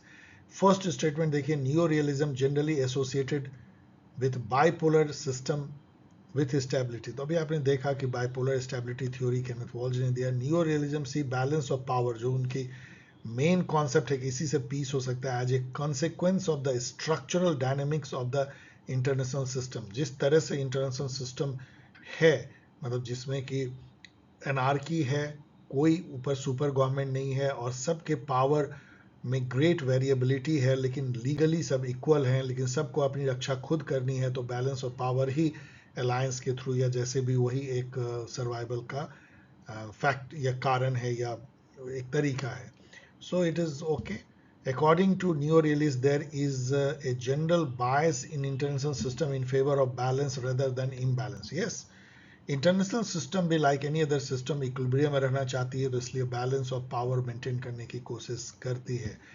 New realist assert that states are more concern with absolute gain. तो ये तो रॉन्ग होना ही था, क्योंकि 3 सही हो गया तो चौथा खुद रॉन्ग हो जाएगा, और ये बिल्कुल एक गलत स्टेटमेंट है, क्योंकि we all know that realism concerns with relative gain, ना कि absolute gain. Absolute gain liberalism के का एक्सेप्टेबल जो है एरिया है या कंटेंट है। क्या है एब्सोल्यूट गेन और रियल गेन? देखिए, दो मान लीजिए दुश्मन राज्य हैं, इंडिया और पाकिस्तान। दोनों जो है एक कोऑपरेटिव वेंचर क्लाइमेट चेंज में दोनों कोऑपरेट करते हैं। दोनों को मान लो कि 5 यूनिट का फायदा होता है। सपोज इंडिया को भी 5 यूनिट और पाकिस्तान को सपोज फायदा होता है 10 यूनिट का। तो यदि हम लिबरलिज्म के नजरिए से देखें तो इंडिया बोलेगा हमें 5 यूनिट का फायदा हो रहा है इस क्लाइमेट चेंज एग्रीमेंट में, जो मल्टीलैटरल है, तो कोई फर्क नहीं पड़ता कि हमारे दुश्मन देश को 10 यूनिट का फायदा हो रहा है। That is called the absolute gain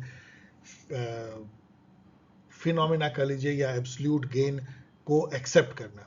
लेकिन यदि हम नियो रियलिस्ट के चश्मे से देखें तो हम बोलेंगे हमारे दुश्मन देश को 10 का फायदा हो रहा है, हमें 5 का। इसका मतलब एक्चुअली हम उसके रेस्पेक्ट में 5 यूनिट से हमें लॉस हो रहा है। This is relative gain. Neo realism और रियलिज्म जो है ऑलवेज जो है रिलेटिव गेन के चश्मे से जो है कोऑपरेटिव जो गेन होती है इंटरनेशनल कोऑपरेशन में उसको देखता है, ना कि एब्सोल्यूट गेन जो लिबरलिज्म उस तरीके से देखता है। Very important. 115 देखिए, which is not right combination of theory and theorist. ये आसान है, क्योंकि यहाँ पे अगेन जो है एंड्रयू लिंक लेटर तीसरी बार आ रहा है। आई डोंट नो सेटर को क्या इनसे लगाव है, और ये तो हम लोगों ने अभी देखा कि ये इंग्लिश स्कूल या इंटरनेशनल सोसाइटी स्कूल के बहुत बड़े थिंकर हैं, लेकिन पोस्ट कॉलोनियलिस्ट तो है नहीं, इसीलिए बाकी 3 सही हो जाता है। फेमिनिज्म में जे आन टिकनर, इनके बारे में एक लाइन याद रखिए, इन्होंने मॉर्गनथाउ के 6 जो रियलिज्म के प्रिंसिपल थे उसको रिफॉर्मुलेट किया था फेमिनिस्ट पर्सपेक्टिव से। ये कितने एग्जाम में पूछा जाता है। इनकी कुछ बुक्स भी देख लीजिएगा। कंस्ट्रक्टिविज्म जो है अलेक्जेंडर वेंट, अभी हमने देखा anarchy what states make out of it. Critical theory, अभी हम लोगों ने देखा कि theory is something for someone, it is not neutral और एब्सोल्यूट। तो Robert Cox the critical thinker. तो ये तीनों को जरूर याद रखिए, और ये रॉन्ग है।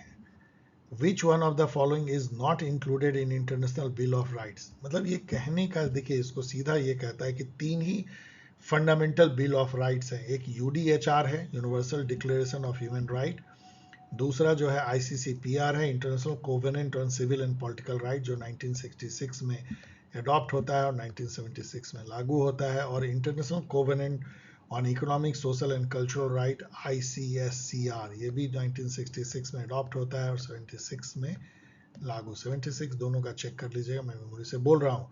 लेकिन इन तीनों के अलावा और जो कन्वेंशन ह्यूमन राइट पे होंगे हैं वो बहुत इंपॉर्टेंट, लेकिन वो इंटरनेशनल बिल ऑफ राइट्स में नहीं आते हैं। The convention on the elimination of all form of discrimination against women, इसको सेडाउ कहते हैं शॉर्ट में। ये कितने ही एग्जाम में पूछा जाता है। ये 1979 में अडॉप्ट होता है, इसको इसके ईयर को याद कर लीजिए, बट ये इंटरनेशनल बिल ऑफ राइट्स में काउंट नहीं होता है। 116 देखिए, match the correct combination of different variants of theory of liberalism and their focus. ये कई जगह पूछा जाता है। लिबरलिज्म को हम सोशियोलॉजिकल कह सकते हैं, इंटरडिपेंडेंस, इंस्टीट्यूशनल एंड रिपब्लिकन कह सकते हैं। यहाँ कॉमन सेंस से भी आप मैच कर सकते हैं। इंस्टीट्यूशनल होगा तो क्या होगी, इंटरनेशनल इंस्टीट्यूशन एंड रेजिम पे उसका फोकस होगा, तो 3 का ए से आपने जो है 50-50 गेम खेल लिया। इन दोनों में 2 का बी है, इसलिए इसका मतलब आप 2 के बी से सीधा मैच कर लीजिए। इंटरडिपेंडेंस लिबरलिज्म होगा ट्रांजैक्शन स्टिमुलेट कोऑपरेशन, मतलब यदि हम इकोनॉमिक एरिया में हमारा यदि ट्रांजैक्शन होता है, ट्रेड होता है, तो दूसरे एरिया में भी कोऑपरेशन होगा, जिसको इंटरडिपेंडेंस थ्योरी कहते हैं। तो यहाँ पे अब आपको देखना है कि सोशियोलॉजिकल लिबरलिज्म किससे मैच करेगा, तभी आपको ये क्रैक कर पाएंगे, 1 का सी या 1 का डी। तो सी और डी में चलिए देखते हैं सोशियोलॉजिकल लिबरलिज्म किस में ज़्यादा फिट होता है। Liberal democracies living in peace with each other, ये रिपब्लिकन लिबरलिज्म जो इमैनुअल कांत का है उसका कॉन्सेप्ट है। सो एक ही बच जाता है sociological liberalism, that is D, cross border flows of common values, common value, belief, norm, culture, ये तो सोशियोलॉजिकल में होगा। सो 1 का डी एंड 4 का सी, सो दिस इज करेक्ट। तो थोड़ा सा इससे जो है कुछ कॉमन सेंस, कुछ थोड़ी सी माइंड को कंट्रोल करके आप इसको बिना बहुत जाने हुए इसको मैच कर सकते हैं। 119 देखिए, which one is not correct combination. तो यहाँ पे देखिए ये जो डिफरेंट जो ऑपरेशन चलाए गए थे इवैक्यूएट करने के लिए कंट्री से इंडियन सिटीजन को या हेल्प करने के लिए, राहत जो है, राहत आपको पता है कि ये यमन से जो इंडियन नेशनल या अदर नेशनल फंस गए थे, वहाँ पे जो सिविल वॉर हुआ था, हुती, याद कीजिए यमन में, तो उससे इवैक्यूएट करने के लिए ऑपरेशन राहत चला गया था। तो ये तो गलत है, इसका मतलब बाकी सब सही होगा। ऑपरेशन कावेरी, सूडान में जो सिविल वॉर हुआ वहाँ से लोगों को इवैक्यूएट करने, इंडियन एंड अदर लोगों को। सुकून जो है लेबनान में जो वॉर या सिविल वॉर की सिचुएशन थी वहाँ से लाने के लिए। और ऑपरेशन मैत्री नेपाल। 120 देखिए, जो 4 डिबेट जो IR में हुई है, मैंने कई कई बार बताया है। फर्स्ट ग्रेट डिबेट जो है ये एक तरह का ये डिबेट था जिसको नॉर्मेटिव डिबेट कहते हैं, आइडियलिज्म वर्सेस रियलिज्म। उस समय में ये वर्ल्ड वॉर 1 के बाद हुआ था, जहां ये डिबेट होता था कि कौन सा मॉडल, आइडियोलॉजिकल मॉडल जो है या थियोरेटिकल मॉडल इंटरनेशनल रिलेशन को आगे ले आ सकता है। आइडियलिज्म, मोरल आइडियलिज्म, जो लिबरलिज्म बाद में कन्वर्ट हुआ इंटरनेशनल इंस्टीट्यूशनल लिबरलिज्म में, या रियलिज्म जो बाद में न्यू रियलिज्म में कन्वर्ट हुआ।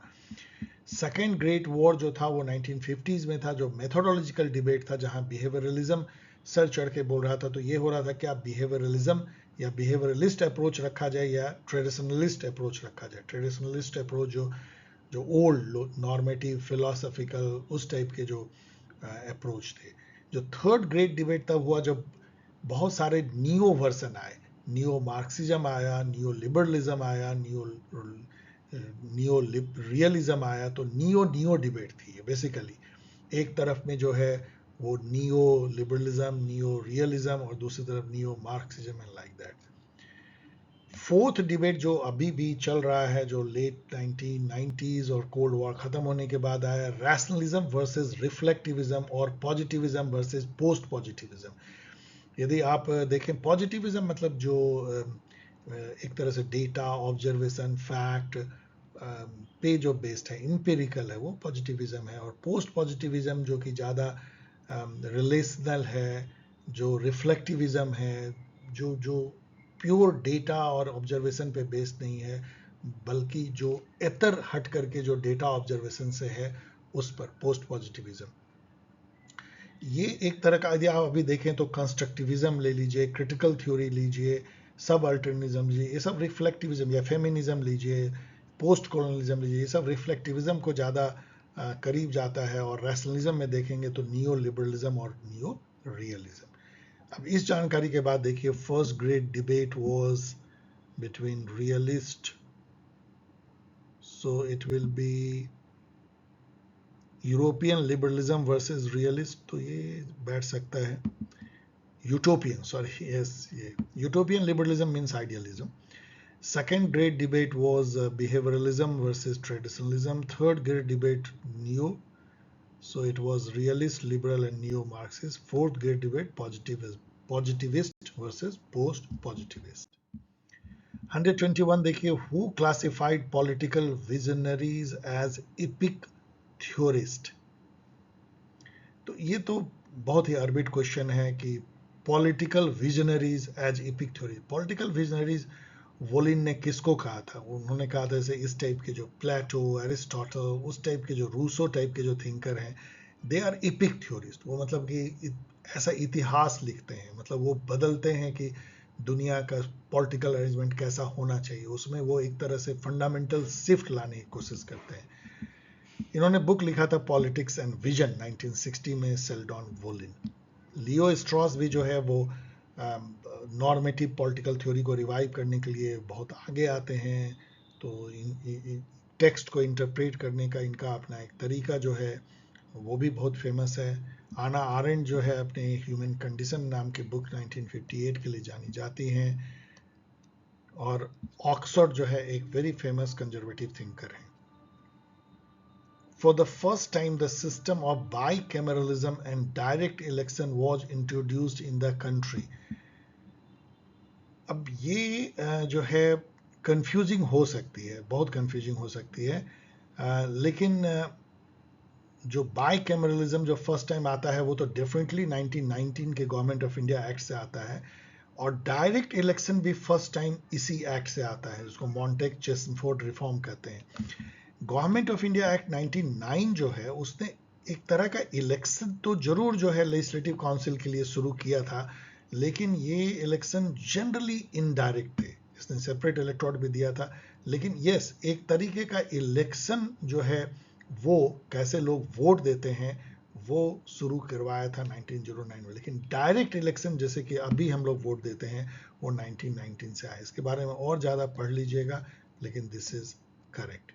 यदि गवर्नमेंट ऑफ इंडिया एक्ट 1935 देखें तो इससे बहुत कुछ आता है। फेडरलिज्म फर्स्ट टाइम इंडिया में इसे इंट्रोड्यूस किया गया, जिसको हमारे कॉन्स्टिट्यूशन ने जारी रखा। यहाँ प्रोविंशियल ऑटोनॉमी दी गई, फेडरल कोर्ट इस्टेब्लिश किया गया। और यहाँ जैसे मैंने बताया कि इंडियन काउंसिल एक्ट 1909 जिसको मॉर्ले मिंटो रिफॉर्म कहते हैं, उससे जो है पहली बार डायरेक्ट इलेक्शन का जो जो एक तरह से जो इनिशिएशन था वो आया। और वहीं से सेपरेट इलेक्टोरेट भी जो है मुस्लिम के लिए दिया गया, जिसको बाद में बढ़ाया गया 1919 और 1935। 122 देखिए, which one of the following statement is not true regarding council of ministers and provision related to this council of minister. अब ये नहीं कह रहे हैं कि सेंटर या स्टेट में। The total number of ministers include the prime minister, इसका मतलब यूनियन के बारे में बात कर रहे हैं। In the council of minister shall not exceed 15% of the total number of member of the house. ये किस अमेंडमेंट से आता है? 91st अमेंडमेंट 1989 से ये आता है लिमिटेशन कि 545 मेंबर हैं तो इसका 15% कितना हो गया? लगभग 10%, 54, और इसका आधा 27, सो करीब 81 मिनिस्टर से अधिक नहीं हो सकते काउंसिल ऑफ मिनिस्टर में। ये आता है सब 91st अमेंडमेंट से, ये सही है। The minister shall hold office during the pleasure of the prime minister, ये लिखा गया है। ये सब जो लिया गया है ये आर्टिकल 75 से लिया गया है, जहाँ लिखा गया है कि the minister shall hold office during the pleasure of the president, 75(2).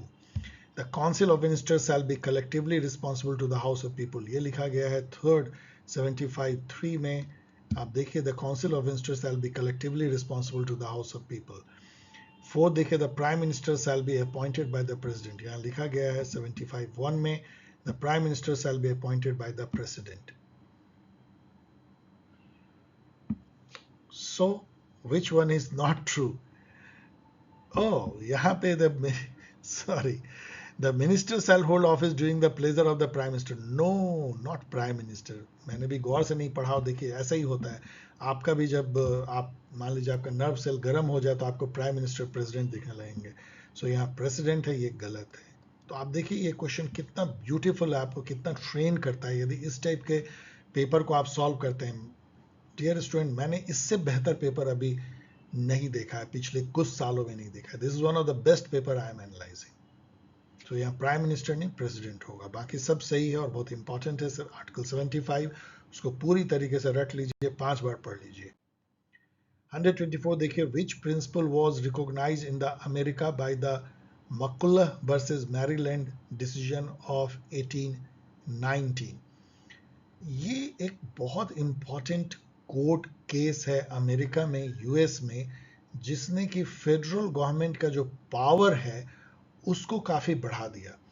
उस समय तक ये था कि कॉन्स्टिट्यूशन में एकदम ब्लैक एंड व्हाइट में जो लिखा होगा वही फेडरल गवर्नमेंट करेगी, लेकिन इस कोर्ट डिसीजन से वहाँ के सुप्रीम कोर्ट या हाईएस्ट कोर्ट ने ये कह दिया कि federal government has power beyond those explicitly enumerated in the constitution as long as they are necessary and proper for carrying out its enumerated power। मतलब उन्होंने कहा कि यदि कुछ ऐसा लिखा गया है कॉन्स्टिट्यूशन में जिसको करने के लिए फेडरल गवर्नमेंट को कुछ और करना पड़ेगा, तो कुछ और यदि नहीं भी लिखा हो कॉन्स्टिट्यूशन में तो वो माना जाएगा कि उसकी पावर है। इससे जो है फेडरल गवर्नमेंट की पावर वहाँ काफ़ी बढ़ गई। ये इसलिए इतना इम्पॉर्टेंट है कि यूएस जिस तरीके से एक कन्फेडरेशन जैसा बनता है, उसमें स्टेट की पावर जो है फेडरल यूनिट से बहुत ज़्यादा थी, तो फेडरल गवर्नमेंट को इस केस से बहुत ज़्यादा बल मिला था। So it is a principle of supremacy of the constitution and judicial review, no. The principle of checks and balance, no.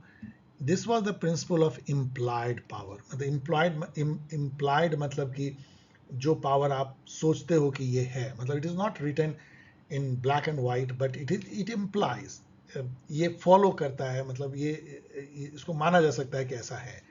So implied power जो है फेडरल गवर्नमेंट की इस जजमेंट से आती है। डियर स्टूडेंट, यदि आपने एक यहाँ पे जजमेंट देखा तो मैं आपको स्ट्रांगली सलाह दूंगा कि इंटरनेट पे जाके या चैट जीपीटी पे जाके आप जो फेमस जो 10 केसेस हैं यूएस में, रो वर्सेस वेड टाइप की जो केसेस हैं एंड मेनी अदर केसेस, उसको देख लीजिए, उससे कितनी वहाँ पे चेंजेस आई है। वहीं केवल नहीं, पूरी दुनिया में जो है काफ़ी सारे चेंजेस, क्योंकि एक तरीके से मदर ऑफ डेमोक्रेसी जैसी है, या कह लीजिए रिटन कॉन्स्टिट्यूशनल डेमोक्रेसी की मदर कह लीजिए, अमेरिका है। वैसे तो मदर ऑफ डेमोक्रेसी आप इंग्लैंड को कह सकते हैं, इंडिया को भी कई लोग कहते हैं, उस पर मत जाइए, लेकिन जो वहाँ पे जो कॉन्स्टिट्यूशनल चेंज होते हैं उसकी दुनिया में रिवर्वेशन होती है, तो जरूर आपको देख लेना चाहिए 8-10 केसेस।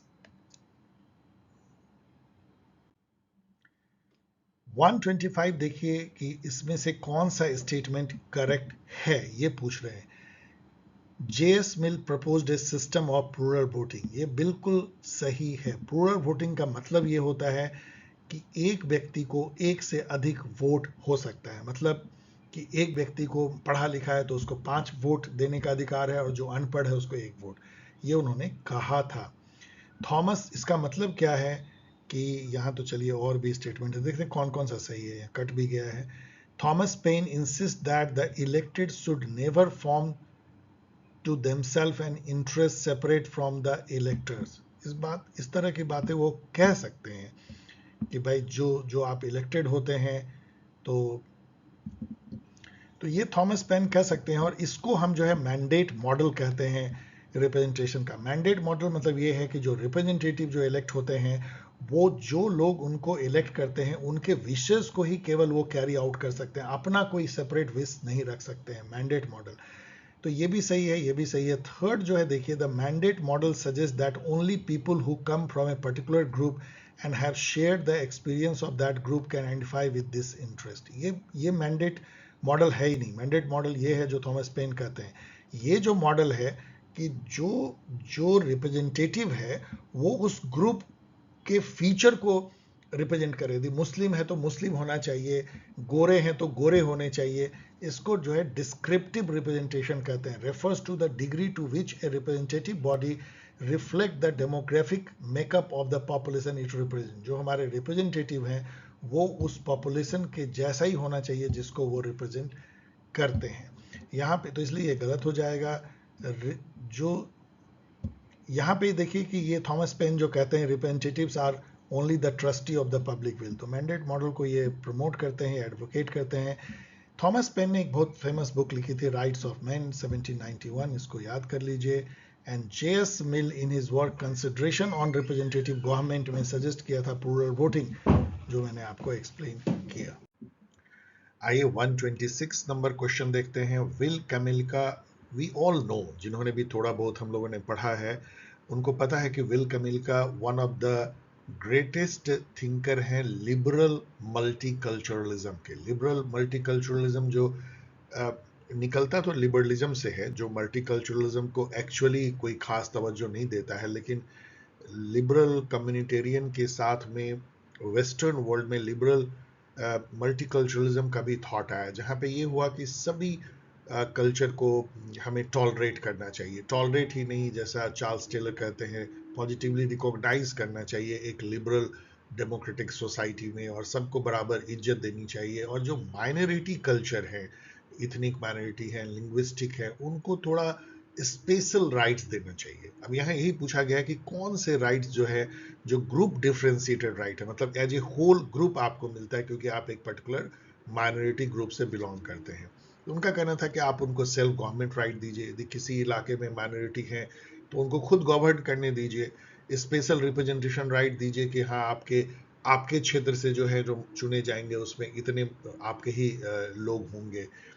पॉली इथनिक राइट दीजिए, मतलब कि जो अपनी जो इथनिसिटी है उसको मेंटेन करने का, उसके लैंग्वेज, उसके स्क्रिप्ट, उसके कल्चर, उसके सिंबल्स, उसके टेक्स्ट, इन सब को जो जो जो जो राइट्स होते हैं कि हर इथनिसिटी हमारे यहाँ फले फूले, इसके राइट्स दीजिए। लेकिन ये कहना कि माइनॉरिटी को वीटो राइट दे दीजिए, वीटो राइट का मतलब वो ये हुआ कि यदि कोई मेजोरिटी डिसीजन होती है तो उसको माइनॉरिटी वीटो कर सकते हैं, मतलब उसको निगेटिवली जो है रोक सकते हैं। इस टाइप का राइट तो अराजकता ले आएगी, इसलिए ऐसा राइट उन्होंने बिल्कुल नहीं कहा था। उनकी जो बुक है multi cultural citizenship, A liberal theory of minority rights, इसको जरूर याद रखिए, इसके ईयर को भी 1995।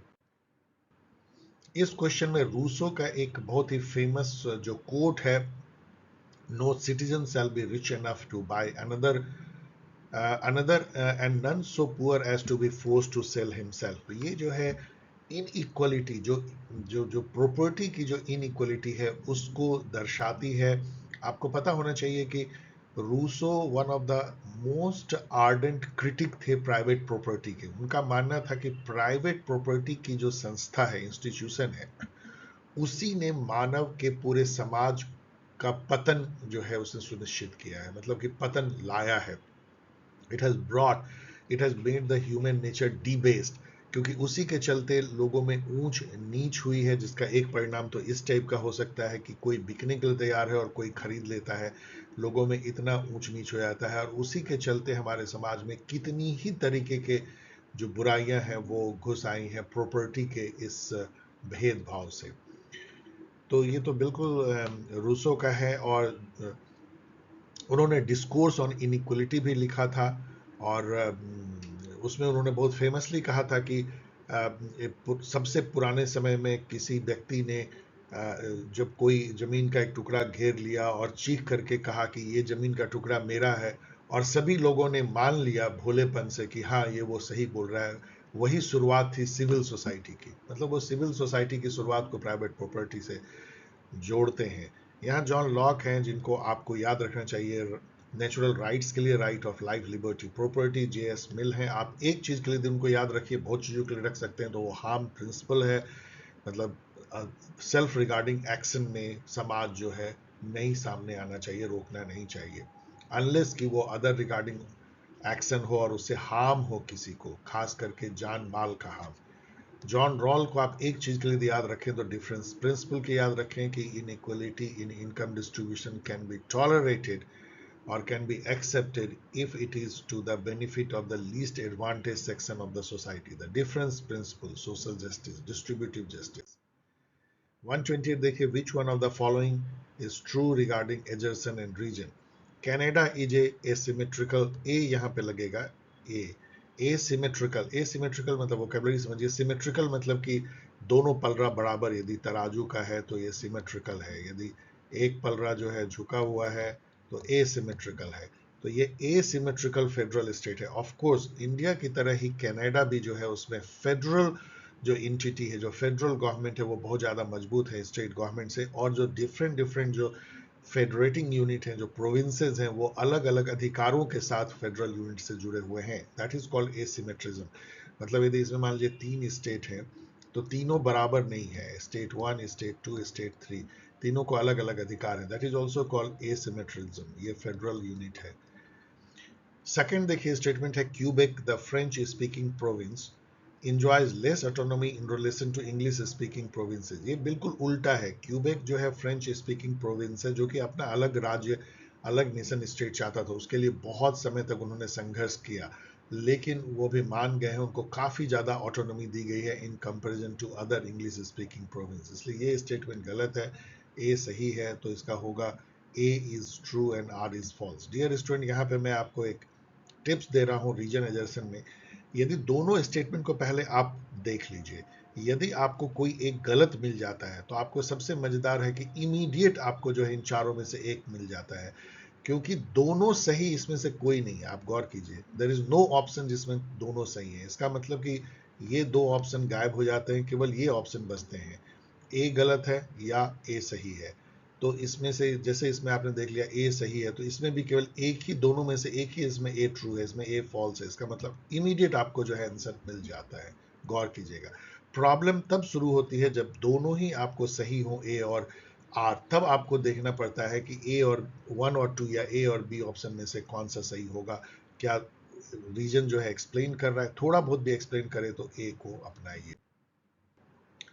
अब ये क्वेश्चन एक ब्यूटीफुल क्वेश्चन आपको सेनेटोरियल कर्टसी, जो यूएस के लेजिस्लेटिव परंपरा का एक पार्ट है, उसके बारे में कहता है कि इसमें से कौन सा सेनेटोरियल कर्टसी नहीं है। Senatorial courtesy is not a formal rule of the senate. मतलब कर्टसी क्या होती है, आप आते हैं कोई बुजुर्ग, आप उनको इज्जत देते हैं, पैर छू के प्रणाम करते हैं, विदा करते हैं। कोई गेस्ट आपके यहाँ आते हैं तो आप कर्टसी में जो है आपको उनको दरवाजे तक या आप अपने अपने घर के बाहर तक छोड़ने जाते थे, ज़्यादा कर्टसी। ये कोई लिखित नहीं होता है, एक कल्चर का पार्ट होता है। जो पॉलिटिकल कल्चर में सेनेटोरियल कर्टसी जो है फॉर्मल रूल नहीं है, कोई लिखा हुआ नहीं है, तो बिल्कुल सही है। It refers to a tacit agreement. मैं हिंदी में पढ़ देता हूँ सेकेंड को। इसमें यह है कि यदि किसी प्रोविंस से, वहाँ पे स्टेट कह लीजिए, स्टेट से कोई प्रेसिडेंशियल नॉमिनी खड़ा होता है और वहीं के सीनेटर ने भी उसको अपोज किया हुआ है, तो ऐसे प्रेसिडेंशियल नॉमिनी को सीनेटर कभी सपोर्ट नहीं करते हैं, एज ए कर्टसी। पढ़ लीजिएगा। थर्ड है तो ये भी सही है, this is not related to federal post only. ये जो है गलत है। इट इज रिलेटेड, नॉट को हटा दीजिए, it is related to federal post only. यहाँ पढ़ लीजिएगा, मतलब जो फेडरल पोस्ट है, लाइक फेडरल जजेज हैं, यूएस अटॉर्नी है, प्रेसिडेंट है, वाइस प्रेसिडेंट है, उन्हीं पे ये कर्टसी जो है जनरली लागू होती है, ना कि स्टेट के पोस्ट पे। This promotes the feeling of collegiality. Collegiality मतलब कि आप एक ग्रुप के पार्ट हैं, क्लोज ग्रुप के, कॉलेजिएबिलिटी, तो वो तो करेगी ही प्रमोट। एक और सीनेटोरियल कर्टसी है वहाँ पे कि जैसे कोई भी जो अपॉइंटमेंट होती है, हायर अपॉइंटमेंट लाइक जजेज एंड अदर्स, उसमें जो प्रेसिडेंट हैं वो सीनेट की कंकरेंस मांगते हैं, मतलब उनकी एक सहमति मांगते हैं, तभी वो जो है अपॉइंटमेंट करते हैं। इवन जो फॉरेन ट्रीटीज भी होती है उसमें भी सीनेट की सहमति मांगी जाती है। इनफैक्ट कांग्रेस की पूरी हाउस ऑफ रिप्रेजेंटेटिव और सीनेट दोनों की। तो there are many senatorial cuts, और इसके चलते ही senate has become world's most powerful upper chamber.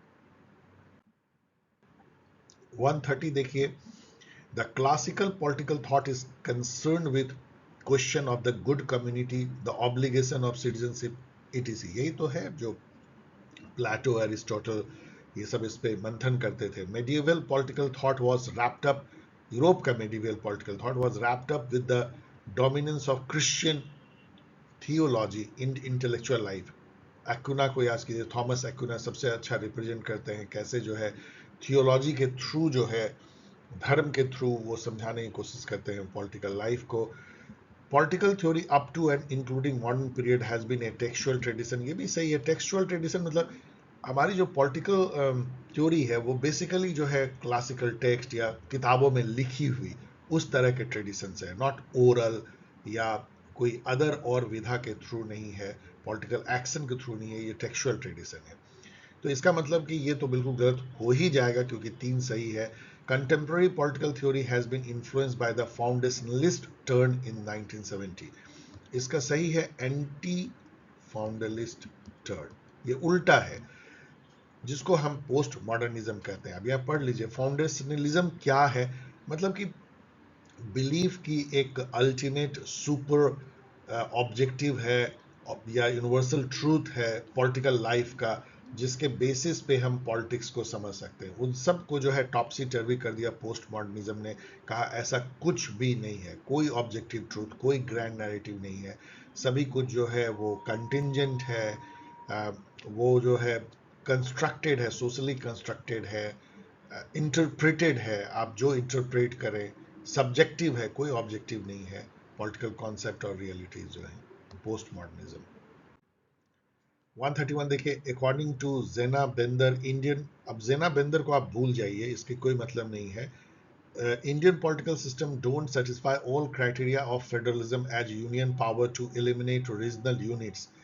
Which article of Indian Constitution provide this power of union? मतलब इसको सीधा भी पूछ सकते थे कि कौन सा आर्टिकल में जो है स्टेट क्रिएट किया जा सकता है, मिटाया जा सकता है, बाउंड्री चेंज की जा सकती है, और उसको इवन सिंपल मेजोरिटी से, और उसके लिए कोई कॉन्स्टिट्यूशनल अमेंडमेंट की भी जरूरत नहीं है। इस तरह का वास्ट पावर यदि आप देते हैं तो ट्रू फेडरलिज्म तो है ही नहीं।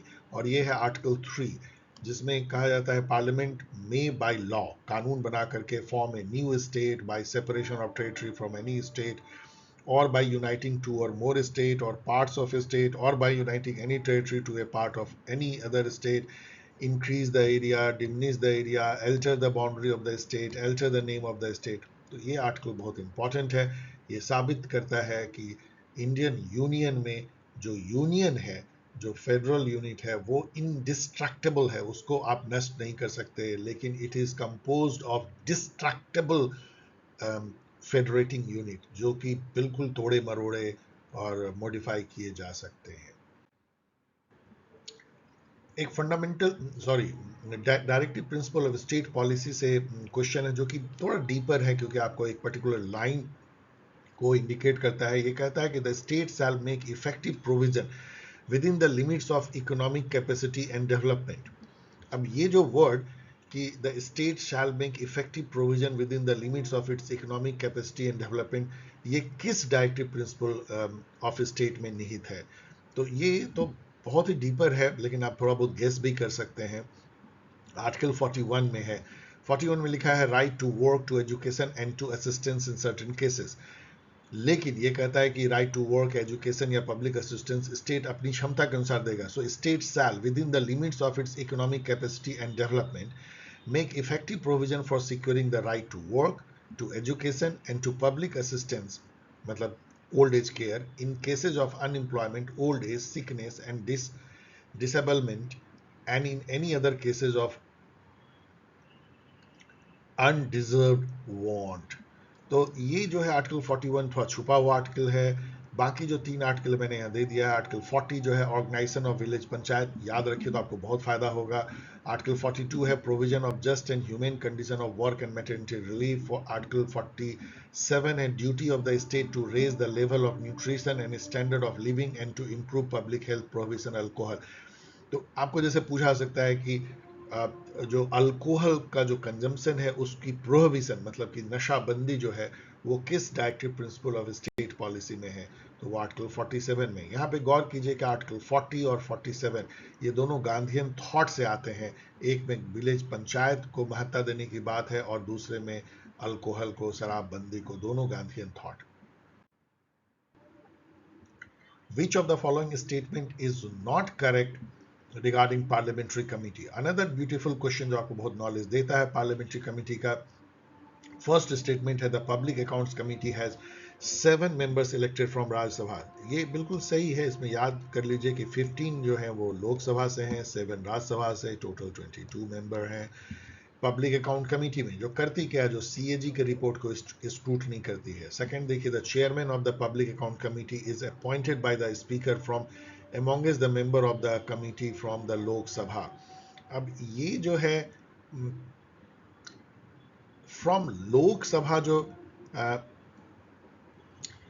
यहां पे मुझे इसमें कंफ्यूजन है कि ये लोकसभा से केवल क्यों। ये एकदम बिल्कुल सही है कि चेयरमैन पब्लिक अकाउंट कमेटी की जो है अपॉइंट करते हैं स्पीकर, किसी भी पार्लियामेंट्री कमेटी के चेयरमैन को अपॉइंट करते हैं, लेकिन ये कहना कि केवल लोकसभा से होगा, आई डाउट, इसको चेक कर लीजिएगा। लेकिन ये स्टेटमेंट गलत नहीं कह सकते, क्योंकि अदरवाइज 2 स्टेटमेंट इसमें गलत हो जाएगा, क्वेश्चन इनवैलिड हो जाएगा, इसको चेक कर लीजिएगा। आई थिंक दैट कोई भी मेंबर को वो अपॉइंट कर सकते हैं, चाहे वो राज्यसभा से हो चाहे लोकसभा से, इसमें कोई डिस्क्रिमिनेशन आई डोंट थिंक कि करेंगे इसमें। लेकिन चूंकि ये पब्लिक पर्स की बात है और मनी मैटर्स है, और ऐसे में जो है लोकसभा को ज़्यादा राइट्स है, तो हो सकता है कि ऐसा हो, बहुत डीपर है, आप चेक कर लीजिए। There is no member of the Rajya Sabha in the estimate committee. ये हम लोग सब जानते हैं कि 30 मेंबर्स होते हैं एस्टिमेट कमेटी में, और 100% इसमें लोकसभा से होते हैं। The chairman of the estimate committee is elected by the members of Lok Sabha. नहीं, चेयरमैन भी जो है just like any other committee, speaker Lok Sabha के अपॉइंट करते हैं चेयरमैन को, तो ये तो बिल्कुल गलत है, लेकिन इसको एक बार फिर से चेक कर लीजिएगा। 134 देखिए, the correct combination of the type of majority in the parliament and article provided in different articles of the constitution of India is not. मतलब इसमें से कौन जो है वो सही नहीं है। अब आप मतलब ये है कि किस टाइप की मेजोरिटी चाहिए उस आर्टिकल के तहत। तो यदि यहां पे देखें, चलिए सबसे पहले हम आपको गलत ही बताते हैं। आप यहां पे आइए, आर्टिकल 368 जो अमेंडमेंट है, 2/3 of the total strength of house, ये बहुत बड़ा मेजोरिटी हो जाता है, ये प्रेसिडेंट के लिए चाहिए होता है, इसको सुपर स्पेशल मेजोरिटी कहते हैं। लेकिन यहाँ पे इतनी नहीं चाहिए। यहाँ पे क्या चाहिए होती है 368 में, आप देखिए जो यहाँ लिखा गया है, यहाँ पे जो 352 में, majority of the total strength of the house and 2/3 of those present and voting. मान लीजिए कि जो 100 हाउस में मेंबर है किसी भी हाउस में, तो इसका क्या मतलब हुआ कि 51 वोट तो हमको चाहिए ही, और मान लीजिए उस दिन जो है वोट करने वाले लोग हैं 75, तो 75 का 2, तो मतलब बाकी लोग एब्सेंट है, तो 2/3 कितना होता है, 2/3 इसका जो है 50 होता है। इसका मतलब मेजोरिटी नहीं हुआ, क्योंकि हमको 51 चाहिए हाउस की टोटल। इसका मतलब कि 51 आउट ऑफ 75, 51 लोग जरूर वोट करने चाहिए। इसको कहते हैं majority of the total strength of the house and 2/3 of those present and voting. यही आर्टिकल 368 का चाहिए। गलत है तो बाकी सब सही है, इसको देख लीजिए। जैसे आर्टिकल 356 में approved by resolution of both the house, इसका मतलब कि सिंपल मेजोरिटी दोनों हाउस में चाहिए है। आर्टिकल 352 में स्पेशल मेजोरिटी चाहिए जो अभी हम लोगों ने देखा, और 108 में जो है टोटल जो लोग मिलते हैं लोकसभा राज्यसभा का, उनका मेजोरिटी जो है जितने लोग प्रेजेंट एंड वोटिंग है उसकी मेजोरिटी हमें चाहिए, सिंपल मेजोरिटी। 135 देखिए, identify the incorrect combination of author, thinker and ideas. अब ये थोड़ा बहुत डीपर इन्होंने पूछ दिया है, आप इन तीनों को सीधा पढ़ लीजिएगा। अब मैं छोड़ रहा हूं क्योंकि ये वीडियो बहुत ज़्यादा लंबा हो रहा है। माइकल ऑक्सेट जो कि एक बहुत ही फेमस थिंकर रहे हैं कंजर्वेटिज्म के, उन्होंने जो एक बुक भी लिखा है मोड्स ऑफ एक्सपीरियंस, उसमें उन्होंने 3 प्रिंसिपल मोड्स ऑफ एक्सपीरियंस का जिक्र किया है। That is historical mode of experience, scientific and practical, ना कि 4, जो कि यहाँ पे 4 इन्होंने लिख दिया। इसके चलते ये गलत हो गया। आप समझिए कितना डीपर है। एरिक वोगलिन, तो इसलिए ये गलत हो गया। एरिक वोगलिन को हम लोग इसलिए याद रखते हैं कि इन्होंने रिवाइव करने में पॉलिटिकल थ्योरी या नॉर्मेटिव पॉलिटिकल थ्योरी को काफ़ी योगदान दिया था। यदि ये फैक्ट आप याद रखें तो आपको कई एमसीक्यू क्रैक हो जाएंगे। हाना आरेंट तो कई तरीके से याद की जा सकती है, यहाँ ये भी देख लीजिए, John Rawl, justice as fairness. 136 देखिए, यहाँ पे जो है एक बहुत ही मजेदार क्वेश्चन है ये भी, कि किस तरीके के फेडरेटिंग यूनिट है, मतलब जो उसके अंदर होते हैं। जैसे इंडिया में हम स्टेट कहते हैं, तो ऑस्ट्रेलिया यूएसए में क्या बोलते हैं, तो स्टेट कहते हैं। बेल्जियम में क्या कहते हैं, तो क्या प्रोविंस कहते हैं। जर्मनी ऑस्ट्रिया में डेफिनेटली लैंडर कहते हैं, मतलब जैसे अपने यहाँ स्टेट कहते हैं वहाँ लैंडर कहते हैं। स्विट्जरलैंड में उसको हम कैंटन कहते हैं। यूके में तो जो है काउंटी कहलाती है, लेकिन वो कोई फेडरेटिंग यूनिट नहीं है क्योंकि वो तो यूनिटरी स्टेट है। बेल्जियम में जो है प्रोविंसेस नहीं कहलाते हैं, इसको रीजन्स या कम्युनिटीज कहते हैं, या तो रीजन या कम्युनिटी। तो ये गलत है, लेकिन ये बहुत ही डिफिकल्ट है। लेकिन आप ये दोनों जरूर जान लीजिए, लैंडर एंड कैंटन, आपको हेल्प होगा। और ये भी स्टेट, जैसे इंडिया में भी स्टेट कहते हैं। 137 देखिए, विच of the following can not be amended alteration bye simple majority of both the houses of parliament, मतलब किसके लिए स्पेशल मेजोरिटी चाहिए।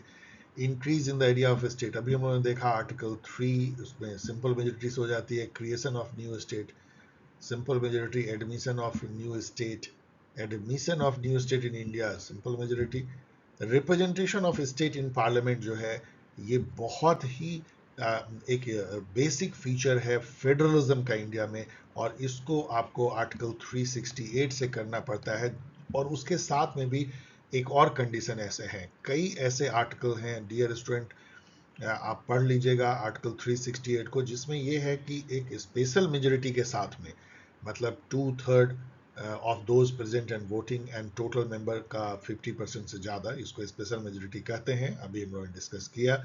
Plus ratification by more than 50% of state, ये भी कंडीशन है। और ये वैसा ही एक फेडरल फीचर है जिसमें कि स्पेशल मेजोरिटी के साथ आपको 50% से अधिक स्टेट की सहमति भी चाहिए। Representation of state in parliament, मतलब कि जैसे किस स्टेट से कितने राज्यसभा के एमपी होंगे, कितने लोकसभा के एमपी होंगे, इसको यदि आपको चेंज करना है, कल को यदि आप बिहार में मान लीजिए 40 है, आप उसको 38 करना चाहते हैं, तो आपको 368 के उस क्लॉज के तहत करना होगा जिसमें कि दो बंदिश है, एक स्पेशल मेजोरिटी एंड दूसरा 50% ऑफ स्टेट से रेटिफिकेशन। बाकी सब सिंपल मेजोरिटी से आप कर सकते हैं। 138 देखिए, which one is not true regarding Rousseau's idea on equality. Again जो है सेकेंड क्वेश्चन जो इनइक्वलिटी या इक्वलिटी पे जो रूसो की है, वो ही was very very passionate about inequality, समाज में जो है प्राइवेट प्रॉपर्टी, उसको खत्म करना चाहते थे।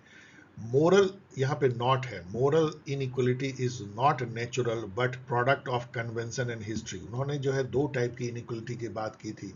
वन इज नेचुरल इनइक्वलिटी, कोई तगड़ा होता है, कोई दिमाग से मजबूत, कोई शरीर से मजबूत, कोई लंबा छोटा, ये तो है, ये नेचुरल इनइक्वलिटी है जो कि in in in in in long term it is equalising. जैसा मैंने कहा कि कोई दिमाग से स्ट्रांग, कोई शरीर से। बट जो कन्वेंशनल इनइक्वलिटी है, जो समाज पैदा करता है अपने सोशल स्ट्रक्चर से, वो परपेचुअल होती है और वो हमारे समाज को डिबेस करती है रूसो के अनुसार। तो ये बिल्कुल सही है, moral inequality is not natural but product of convention and history. Inequality leads to need for coercive law and non consensual government. इनका मानना था कि जो इनइक्वलिटी समाज में है वही जो है कानून को जन्म देती है। कानून, इनका मानना था कि बनाया ही जाता है रिच एंड पावरफुल और प्रॉपर्टी लोगों के द्वारा अपने प्रॉपर्टी की रक्षा के लिए, और उसी के चलते पुलिस और कोर्ट और कचहरी है सब की ये व्यवस्था जो है इनइक्वल, उसको बनाए रखा जाए। ऐसा ना हो कि गरीब विद्रोह कर दे, उसके लिए ये सारी व्यवस्था की जाती है कोर्ट कचहरी पुलिस की। Inequality causes destructive and conflictual behaviour, ये भी सही है। आप जानते हैं कि जो गरीब हो तो इनका कुछ भी स्टेक पे नहीं होता है, तो कोई भी कुछ भी करने को तैयार होते हैं, समाज में उससे बहुत विघटन और कॉन्फ्लिक्ट पैदा होता है। इसका मतलब क्या है, ये तो बिल्कुल गलत होगा ही। Equality of outcome implies that all runners finish the race simultaneously regardless of starting point, social position and running speed, talent and motivation. यहाँ पे छोड़िए, ये स्टेटमेंट तो बिल्कुल गलत है। ऐसा कोई थिंकर नहीं बोलेगा कि इक्वलिटी ऑफ आउटकम का ये मतलब होता है कि सभी दौड़ाक जो हैं, चाहे वो किसी स्पीड से दौड़े, सब एक ही टाइम में फिनिश लाइन को पार करें, तो बिल्कुल नहीं है। लेकिन यहाँ मज़ेदार जो है, आप इससे नॉलेज ले सकते हैं कि यदि लाइफ को रेस मेटाफोर से हम कंपेयर करें, तो जो स्टार्टिंग पॉइंट है, regardless of the starting point, social position, तो आप देखेंगे कि कोई जो है बच्चा पैदा लेता है अमीर घर में, तो वो अपनी अपनी लाइफ की दौर यहाँ से शुरू कर रहा है। और कोई बच्चा यदि एक बहुत ही गरीब घर में, और वो भी इंडिया में दलित के यहाँ पैदा होता है कास्ट, तो वो यहाँ से अपनी जो है दौर शुरू कर रहा है। मान लीजिए ये स्टार्टिंग लाइन है। कोई बच्चा जो है वो एक ब्राह्मण परिवार में पैदा होता है लेकिन पुअर है, तो वो यहाँ से अपनी शुरू कर रहा है। कोई यहाँ से शुरू कर रहा है। तो सोशल पोजीशन जो है, बैकग्राउंड इनइक्वलिटी, आपको लाइफ के रेस को अलग अलग पॉइंट से आप स्टार्ट करते हैं। ये देखिए पहले ही रेस में आगे है, और उसके बाद जो आप दौड़ते हैं वो उसकी जो स्पीड है वो आपके टैलेंट एंड मोटिवेशन, अपने लाइफ के चॉइसेस उस पर डिपेंड करती है। तो फिर तो जो फिनिश लाइन में कौन पहले पहुंचेगा कौन बाद में, वो तो बिल्कुल अलग अलग होगा। यदि ये बच्चा जो है, यदि ये टैलेंटेड भी है और मोटिवेटेड भी है तो सबसे पहले पहुंचेगा ही, और यदि ये कितना भी टैलेंटेड और कितना भी तेज दौड़े तब भी इसको पीछे नहीं छोड़ सकता है। इस तरह के जो सोशल बैकग्राउंड से जो इनइक्वलिटी जन्मती है, और क्यों जो है इस बच्चे को चाहिए है प्रोटेक्टिव डिस्क्रिमिनेशन या पॉजिटिव डिस्क्रिमिनेशन, वो आप इस मेटाफोर से समझ सकते हैं। लेकिन ये स्टेटमेंट गलत है कि equality of outcome implies that all runner finish the race simultaneously. Wrong. 139 देखिए, which is not the objective of Article 39 of the Constitution of India. 39 one of the most important social जो equality या social justice का clause है DPSP में। ये इसको मैंने पूरा यहाँ पे दे दिया है, इसको पढ़ लीजिएगा। खास करके बी और सी इतना इंपॉर्टेंट है कि स्टेट ये इंश्योर करेगा that the ownership and control of the material resource of the community are so distributed as best to subserve the common good. मतलब इस तरीके से हमारा जो है इनकम एंड वेल्थ डिस्ट्रीब्यूटेड होना चाहिए कि कॉमन गुड समाज का बढ़े, ना कि इंडिविजुअल राइट्स और इंडिविजुअल जो है वो प्रॉपर्टीड हो जाए या वो पॉजेसिव हो जाए। सी है that the operation of the economic system does not result in concentration of wealth and means of production to the common detriment. ये सब जो है एक तरह से हमें सोशलिस्ट स्टेट बनाता है। तो यहाँ पे कौन नहीं है देख लीजिए। अब ये कॉमन सेंस से आप कर सकते हैं। इसमें चौथा ऑप्शन कितना अजीब आउटलैंडिश है, protection of children from medicine having negative effect on their health. ये कह के सेटर ने आपको हेल्प कर दिया है कि आप यदि अपना नर्व कंट्रोल रखे तो इसको काट दो, बाकी ये तीन तो सही होंगे ही। इसको पढ़ लेना, इसको भी पढ़ लीजिए। 140 देखिए, what is not true regarding Michael Walzer's concept of complex equality. We all know कि उन्होंने माइकल वॉल्जर जो कि एक लिबरल कम्युनिटेरियन थिंकर हैं, along with Michael Sandel, Charles Taylor, Alasdair MacIntyre के साथ में उन्होंने एक बहुत फेमस बुक लिखा था, sphere of justice, A defence of pluralism and equality 1983 में, जिसमें उन्होंने कॉम्प्लेक्स इक्वलिटी का कॉन्सेप्ट दिया था। कॉम्प्लेक्स इक्वलिटी मतलब बेसिकली उन्होंने कहा था कि समाज में डिफरेंट डिफरेंट डोमेन होते हैं, इकोनॉमिक डोमेन, किनशिप का डोमेन, लव का डोमेन, इकोनॉमिक डोमेन, मिलिट्री का डोमेन, और सब में जो क्राइटेरिया है वेल्थ एंड इनकम डिस्ट्रीब्यूशन का वो अलग अलग हो सकता है, सब में रैंकिंग अलग अलग हो सकती है। केवल एक ही यदि हम कर दें कि इस डोमेन में यदि कोई ऊपर है तो वो दूसरे डोमेन में भी अपना दबदबा ना बना ले, मतलब इन सब डोमेन में दबदबे को हम यदि काट दे, कट कर दे, तो समाज में एक कॉम्प्लेक्स टाइप की इक्वालिटी रहेगी। इस टाइप की बात उन्होंने की थी। Walger was agreed with Rawls that basic goods are universally conceived of and given the same value. No, no, no. उनका कहना था कि जो बेसिक प्राइमरी सोशल गुड है, इज्जत, मान, मर्यादा, पॉलिटिकल ऑफिसेज, प्रॉपर्टी, इन सब का जो वैल्यू है, मीनिंग है, वो कॉन्टेक्चुअल है। हर समाज और समाज के भी डिफरेंट डोमेन में अलग अलग उसको मायने दिए जाते हैं, यूनिवर्सल मायने उसके नहीं है, इसलिए यूनिवर्सल रूल से उसको बटना भी नहीं चाहिए। अब जो है बाकी आप इसको पढ़ लीजिए, मैंने काफ़ी इस पे एक्सप्लेन कर दिया। 2, 3, 4 तो बिल्कुल सही होगा, कोई गलत मिल गया। और यहाँ पे जो है टिरेनी किसको उन्होंने कहा था ये भी पढ़ लीजिए, ये सबको पढ़ के ही आगे बढ़िएगा। 141 देखिए, among following country which has not uncodified constitution. ये आपको कितना ब्यूटीफुल जानकारी देता है। ये कहता है कि वी ऑल नो कि ऑस्ट्रेलिया का कॉन्स्टिट्यूशन कोडिफाइड है, तभी तो हम लोगों ने ऑस्ट्रेलिया कॉन्स्टिट्यूशन से बहुत सारा चीज़ें लिया है, जैसे कंकरेंट लिस्ट है, मेनी अदर हम लोगों ने ऑस्ट्रेलिया के कॉन्स्टिट्यूशन से लिया है। तो इसलिए ऑस्ट्रेलिया का कॉन्स्टिट्यूशन जो है वो अनकोडिफाइड तो नहीं हो सकता है। इससे आपको आंसर मिल जाता है कि न्यूजीलैंड, इजराइल एंड यूके। हम लोग सब जानते हैं कि यूके का जो कॉन्स्टिट्यूशन है वो कोई एक दस्तावेज नहीं है, डिफरेंट कॉमन लॉज और डिफरेंट जो कोर्ट के जजमेंट है उन सब में वो फैला हुआ है। बहुत कुछ वो कन्वेंशन मतलब कि लोगों के जहन में भी है। सेम वे में न्यूजीलैंड और इजराइल का भी जो कॉन्स्टिट्यूशन है वो एक किताब में नहीं है, बहुत जगह फैला हुआ है।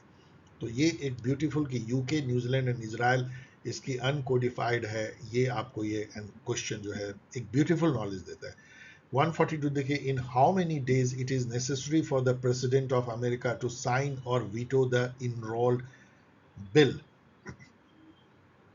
तो ये जो है ये क्वेश्चन बहुत सारे नॉलेज आपको देता है कि जो आर्टिकल 1 कहता है यूएस कॉन्स्टिट्यूशन का कि एक बार यदि बिल पास हो गया दोनों हाउसेस से, जिसको हम वहाँ कांग्रेस कहते हैं, कांग्रेस वहाँ पार्टी नहीं है बल्कि पार्लियामेंट का नाम है अमेरिका में, उसकी लोअर हाउस जो है उसका नाम है हाउस ऑफ रिप्रेजेंटेटिव। तो हाउस ऑफ रिप्रेजेंटेटिव लोकसभा हो गया, सीनेट राज्यसभा हो गया। तो जब प्रेसिडेंट को प्रेजेंट किया जाता है तो उनके पास 10 दिन होता है। 10 दिन के अंदर वो क्या क्या कर सकते हैं, उसमें संडे निकाल दिया जाता है। या तो साइन कर दें तो कानून बन जाएगा, या वो जो है वीटो कर दें, बोले कि हम साइन नहीं करेंगे, रिटर्न कर दें कि भाई ऑब्जेक्शन के साथ हो, तो फिर देखा जाएगा, फिर वो आगे और मेजोरिटी के साथ उनको देना पड़ेगा प्रेसिडेंट को। थर्ड जो है ऐसा भी वो कर सकते हैं कि वो साइन ना करें, if he does not sign और वीटो, और वो वीटो भी ना करें 10 दिन के पीरियड। और कांग्रेस उस समय में जो है पार्लियामेंट सेशन में है, देखिए कंडीशन देखिए, कांग्रेस सेशन में है और प्रेसिडेंट चुपचाप 10 दिन बैठे रहते हैं तो अपने आप लॉ बन जाएगा। लेकिन यदि कांग्रेस सेशन में नहीं है और प्रेसिडेंट चुपचाप बैठे रहते हैं, ना तो उसको साइन करते हैं ना वीटो करते हैं, तो वो पॉकेट वीटो हो जाता है और वो बिल ऐसे ही टेबल पे पड़ा पड़ा सड़ भी सकता है। तो ये जो है पॉकेट वीटो है। यहाँ पे आप कई तरह के वीटो आप देख सकते हैं। प्रेसिडेंट को एब्सोल्यूट वीटो है, यहाँ पे रिजेक्ट कर सकते हैं। पॉकेट वीटो है, सस्पेंस वीटो है, मतलब रिटर्न कर दें तो। क्वालिफाइड वीटो, क्वालिफाइंग वीटो भी है, मतलब कि जब वो रिटर्न करते हैं प्रेसिडेंट तो दूसरी बार कांग्रेस को और ज़्यादा मेजोरिटी से प्रेसिडेंट को देना पड़ सकता है। सो इट इज़ 10 days। थोड़ा वो जानना चाहिए और हमें कंपेयर करना चाहिए आर्टिकल 111 में जो हमारे प्रेसिडेंट को जो वीटो पावर है या एसेंट की, वो भी हमें जानना चाहिए। अभी इस पे काफ़ी विवाद भी हो रहा है, क्योंकि ये हो रहा है क्या सुप्रीम कोर्ट इस वीटो पावर में, यहाँ जैसे कॉन्स्टिट्यूशन में 10 days लिखा है, क्या उस टाइप की कोई डेज भी दे सकती है? जैसे अभी कॉन्स्टिट्यूशनल बेंच ने जो है वो आर्टिकल 201 के तहत तो प्रेसिडेंट के हाथ पांव बांध करके उसको 3 month का टाइम दे दिया है, जिस पर कि अभी विवाद हो रहा है और प्रेसिडेंशियल रेफरेंस भी आई है। तो क्या 111 आर्टिकल के तहत कोई टाइम लिमिट भी फिक्स की जा सकती है कि लोकसभा राज्यसभा से बिल यदि पास हो जाए तो प्रेसिडेंट कितने समय में उनको जो है असेंट देना होगा या रिजेक्ट करना होगा? अभी कोई टाइम लिमिट नहीं है। 143 देखिए, which is not a feature of the directive principle of state policy according to article 37 of the constitution of India. ये भी अच्छा क्वेश्चन है, क्योंकि 37 में एक सेंटेंस, एक फ्रेज लिखा हुआ है, the provisions content in this part, ये पार्ट मतलब पार्ट 4 है डीपीएसपी के, shall not be enforceable by any court, मतलब ये जस्टिफिएबल नहीं है, जस्टिसिएबल नहीं है। आप कोर्ट में नहीं जा सकते हो कि ये डायरेक्टिव प्रिंसिपल फॉलो नहीं हुआ या हमें मिलना चाहिए right to work, right to education, नहीं। वो स्टेट कोशिश करेगी जितना उसके पास में होगी इकोनॉमिक ताकत, but the principles therein laid down are nevertheless fundamental in the governance of the country। ये जो फ्रेज है उसको डियर स्टूडेंट याद कर लीजिए कि जो प्रिंसिपल लेड डाउन है डीपीएसपी के पार्ट में, they are fundamental in the governance of the country and it shall be the duty of the state to apply this principle in making law. इसी बात से को लेके यहाँ इन्होंने क्वेश्चन बनाया है, it will be duty of the state to apply this principle in making law, बिल्कुल सही है। यहाँ इन्होंने बनाया principle laid down are fundamental in the governance of the country, ये भी सही है। नॉट इन्फोर्सेबल बाय कोर्ट, यहाँ से इन्होंने लिया है नॉट इन्फोर्सेबल, इसका मतलब ये भी सही। इसका मतलब फर्स्ट तो गलत होगा ही, obligation of the state to incorporate this principle in making policy, ऐसा कुछ भी इसमें लिखा हुआ नहीं है, पॉलिसी नहीं लॉ। वेरी डीप क्वेश्चन, लेकिन इस टाइप के क्वेश्चन आजकल अब ज्यादा पूछे जाने लगे हैं। इसका एक ही उपाय है कि जो इंपॉर्टेंट आर्टिकल है उसको 5 से 6 बार जरूर आप पढ़िए, active reading, not one time. 144 देखिए, who was appointed as the pro tem speaker for 18th Lok Sabha. 18th Lok Sabha अभी है जो चल रही है, जो अभी जून 2024 से आई है, उसमें प्रो टेम स्पीकर कौन होते हैं? जब हाउस कन्वीन होती है तो पुराने स्पीकर उसी दिन इस्तीफा माना जाता है या अपने ऑफिस को वैकेट माना जाता है लोकसभा के, जिस दिन की हाउस कन्वीन होती है। अब क्या है कि कोई स्पीकर नहीं है, जो कि बाद में हाउस के मेंबर खुद ही चुनेंगे, तो एक टेम्प्रोरी स्पीकर, इसको प्रो टेम स्पीकर कहते हैं, प्रेसिडेंट जो है वो नॉमिनेट कर देते हैं और वही मेंबर्स को, नए मेंबर्स को शपथ दिलाते हैं, और बाद में जो है वही हाउस के जो बाकी मेंबर के को कहते हैं कि चलिए अब नया स्पीकर चुनिए, और वो अपने ही बहुमत से चुनते हैं। तो प्रोटेम स्पीकर प्रेसिडेंट ने किसको बनाया इस बार? उनका नाम था भर्तृहरि मेहताब।